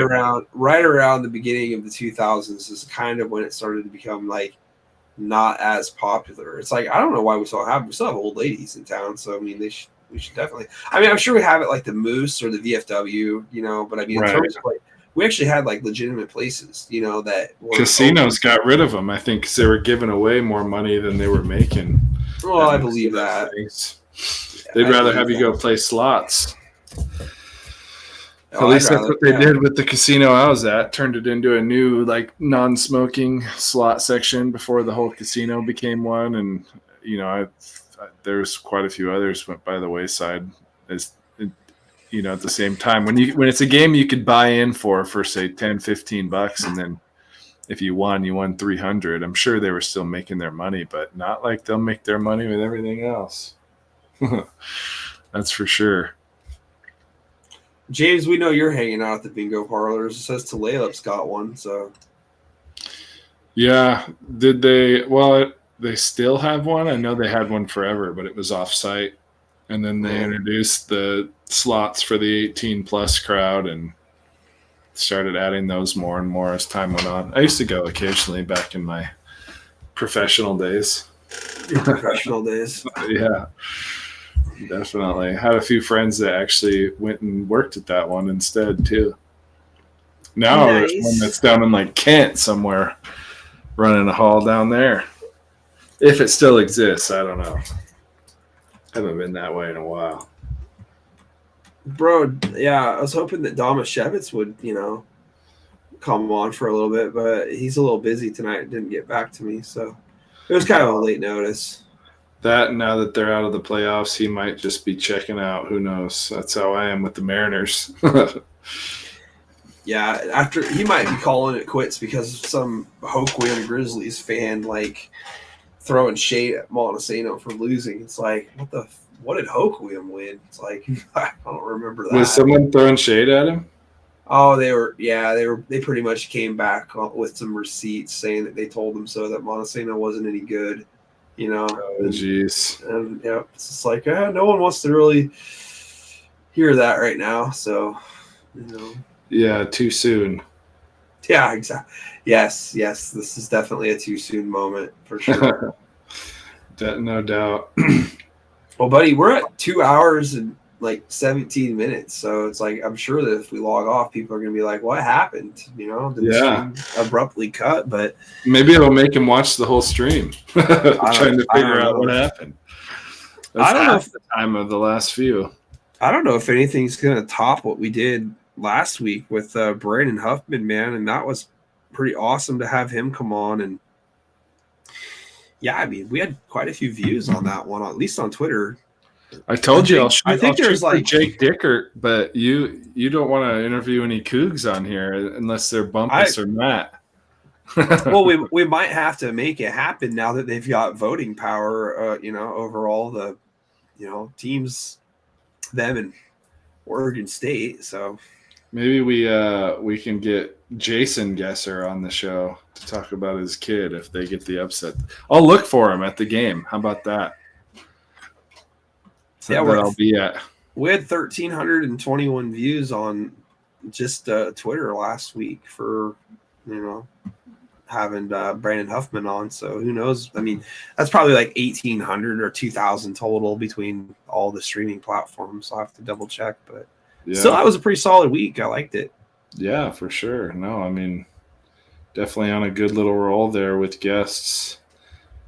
But between the bump and Ronquillo, really the whole year. We started it off with a bang too, with Cooper and Sampson, which we talked about. Maybe, who knows, maybe next week we reach out to someone like Samp to come on and be a panelist for the rest of the games. Yes. He's a great guy to talk to. We could get off the rails on all sorts of different topics, I'm sure, if we covered it this quick. Yes, I agree. I like it. Well, what time's the Oregon State Washington game Saturday? I think it's at 1:00. Yeah, really? I might be wrong. Let me see. No, I'm thinking of the Apple Cup. Apple Cup is Saturday at 1. 4:30. All right, that's better. Yeah, and then we got Utah, Arizona at 11:30, and Oregon at Arizona State at 1:00. Oof. Let's go Arizona State. That doesn't help UW at all. No, but it at least shuts up some of those annoying Oregon fans that I was listening to on a Spaces yesterday. My goodness. Do you know who Big Hood is? No. He does Washington football stuff on Twitter. Kind of picked up a pretty good following recently. I think he's got like 4,000 followers or something, but he was on a Spaces with all these guys from all over, and it was chaos. It sounded like a Call of Duty lobby from 2011. People just yelling over each other and trying to fight one another, and it was wild. It was Not entertaining. Nearly as civilized as what we do. No, it was like, I mean, you could hardly tell what was going on at certain points of it. But anyways, there was a lot of hatred for UW on there. Rightfully so. What animal is more vicious, the beaver or a husky? I'd say a husky that has done the Iditarod race. I'd take that over a beaver any day, James. Beavers aren't really vicious. They might be to your waterways, but in the game of who could beat who, animal kingdom wise, I'm taking the dog 10 times out of 10 on that one. Well, the beaver can definitely build a dam better. For sure. Has bigger teeth. Could chew a stick maybe better than a husky too. But yeah, I'm taking a husky. What about who the Cougs got this week? I don't know, but I got a follow from Josh Beener on Facebook. This guy's got 1,610 friends. He needs to share this. Needs to share this on his profile with all those friends, man. What's going on? I think he does. The whole town of Anacortes knows him, that's for sure. Here's the real mascot question. Who are you taking, a cougar or a buffalo? Well, I probably would go with a buffalo to survive. Like, I don't think the buffalo is killing the cougar. But I think that the cougar could stomp it out, maybe. I mean, it'd have to be like, an interesting circumstance where that happens. Like, the cougar would have to be like asleep at the wheel, essentially, for that to happen, in my opinion. Because the cougar is supposed to be nimble, it's supposed to be. Should be able to climb on the back of a buffalo. Yeah. I mean, I just don't know I don't know if a cougar has enough in it to take down a buffalo, though, on its own. So, but I don't think the buffalo is going to fare well. Like, I don't, I think the cougar's got the best shot here. Yeah, definitely. Of all the Pac-12 animals, it certainly does. Maybe the golden bear. I don't know, but a golden bear just doesn't seem as tough. Well, we all know that a duck is literally the most pathetic animal in the Pac-12 in terms of mascots and their physical attributes. All they can do is fly away. I'll take the Stanford tree over that one for sure. Bruin versus the Trojan. Trojans. I mean, man versus bear on that one. You got Wildcat versus Ute. What the heck is a Ute? Kyle Whittingham on a Harley Davidson. Is it like a Utah resident? I suppose so. Well, they do have the best gun carry laws there, so you might have a strapped up citizen against a wildcat. I'll take the citizen on that one. Sun Devil against a duck. Like you said, when your mascot is Donald Duck, it's not very intimidating. Now, I wonder how. Let's say hypothetically that the Ute was like a Mormon elder who comes knocking at your door wanting to talk to you about Jesus Christ, right? And then you've got the Arizona Sun Devil opening the door. Like, you want to talk about a battle right there depicted of good and evil. Man, it couldn't be drawn up any better. Yeah, that hypothetically, I mean, you're getting into the spiritual realm at that point. That's war.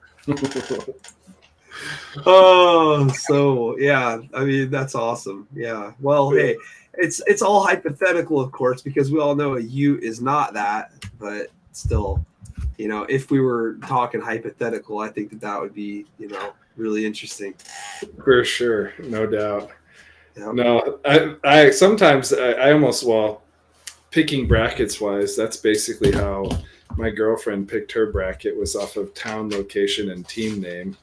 And so far, I think it's faring just as good as dang near any brackets out there. Last time I checked, see, I've got it somewhere stuffed into my pile of papers in here, oh, there it is. So yeah, after the first day, she actually had Seton Catholic over Kings, had Royal and OMAC, messed up picking Life Christian because of a Bothell bias, so that screwed her up. But and the only game she missed was Life Christians, but yeah, had Seton, so she'd be right there. 2A bracket was missed Washougal and Othello. So overall, I mean, no worse than anybody, on the bracket challenge.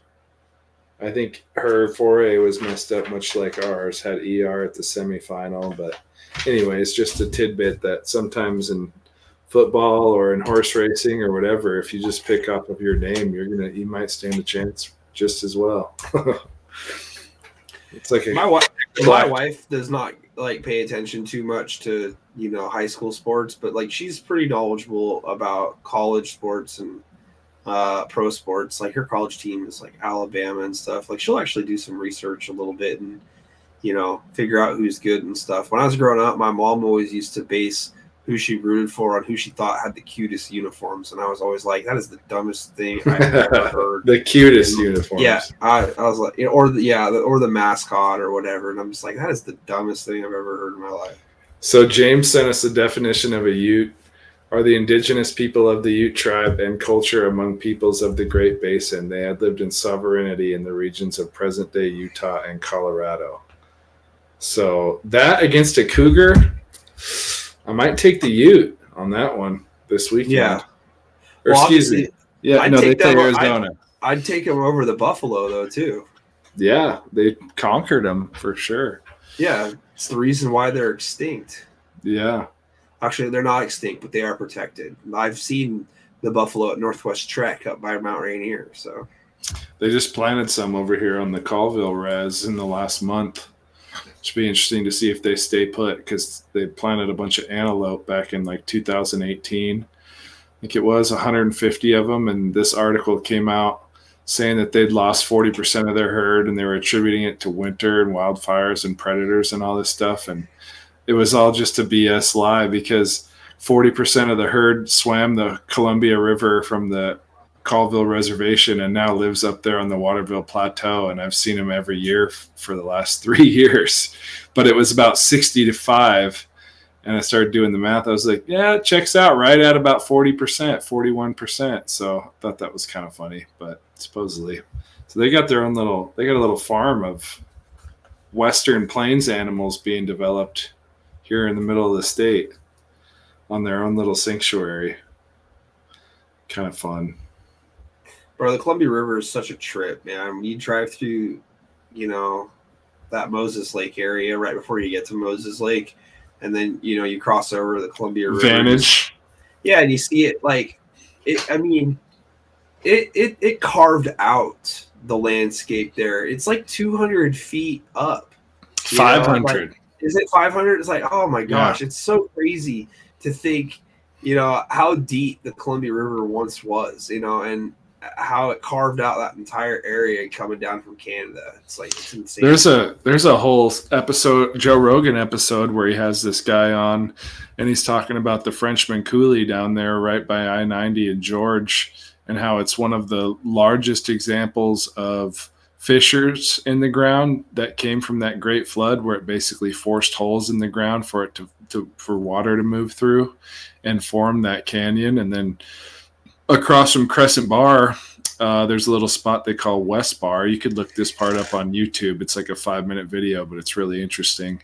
And it's one of the only examples on the planet where the ground itself from an aerial view looks like waves of sand on a beach that have been affected by a tide.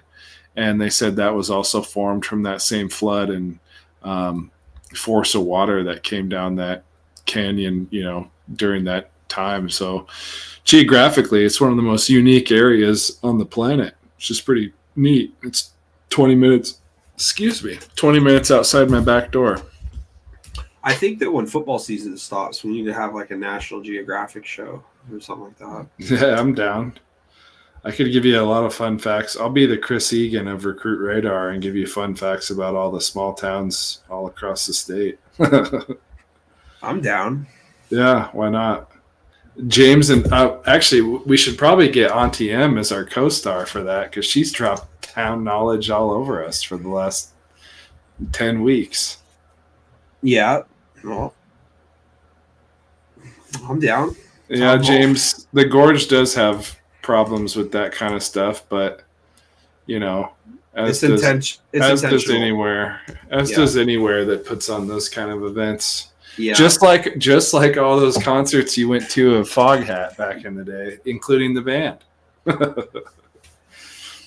Not Foghat. We know we don't like him. Jethro Skull or whatever the heck their name was. Jethro Tull. Toll, okay, yeah. Jethro Skull sounds cooler. Yeah, don't get James started, man. He's gonna come up here and be like, I don't like Foghat. I just said I like Foghat. Yeah, definitely. Well, buddy, you got anything else to add? Eggo waffles are calling my name, bro. I'm gonna go put a couple down in the toaster and then sleep with them in my belly and wake up 3 pounds heavier. That sounds great. Are they the thick, fluffy ones or the normal? They're just the normal home style with the Mandalorian stamp on one side and then the normal waffle iron on the other. Nice. You can't go wrong with any form of them. But if you ever get a chance, pick up some thick and fluffy Belgian ones. They're so good. I'm just going to let everybody know that I put butter, peanut butter. It's crunchy, by the way, crunchy Skippy, and syrup on them. So that's a great combination. Oh, dude, it's the trifecta. Yep, I agree. It's probably the only way to have them. Yeah, if you eat them any other way, you're a Ute. So I got to say, too, on the toaster game, if you've never taken a brown sugar cinnamon Pop-Tart and toasted it to where it's just a little bit starting to turn brown and then put a little bit of butter on top, it'll change your life. Will it? Most people I know eat those things just raw, straight out the packet. Ew, savages. That's how I did growing up. And I was like, yeah, I'm going to try this thing. It actually all stemmed from a Brian Regan joke where he's talking about Pop-Tarts and how if you look on their packaging, it literally says on there that you can microwave it for 3 seconds to get the heated up equation. And, I'm not going to spoil his joke, but look it up because it'll be much better. But essentially, if you don't have enough time in your schedule that you got to microwave your Pop-Tarts for 3 seconds, you need to loosen up your schedule just a tad. Right. It's a good bit. First comedian I ever saw live. I like Pop-Tarts. Yeah, they're good. Yeah, I'm down with Pop-Tarts. I'm down putting them in the microwave. It's a little bit better. Yeah. Oh, in the microwave? Yeah, because when you put them in a toaster, like they're so thin, they might crumble apart in the bottom. Toaster oven. You got to go toaster oven for sure. Whatever. Because then it sits up suspended in the air. But the bit starts with his doctor told him he needs to start eating more fruit. And so he said there's nothing better than a thin strawberry layer on a Pop-Tart. Good, clean comedian. All right, buddy. Well, I think I'm going to call it a night here. Yep. Yes, sir. Let's move on down the bunny trail. It was a short and sweet one here tonight. And, got our picks in. And Hopefully I didn't piss off anybody from some small town that wants to take a receipt and rub it in my face. But best of luck to everybody this week. May your picks be good. And if they're wrong, so be it. Just have the balls to put them on the line. Yeah, totally. No, I think we're going to see a few upsets this week too. And, maybe even of a bigger magnitude than what we thought we saw a week before.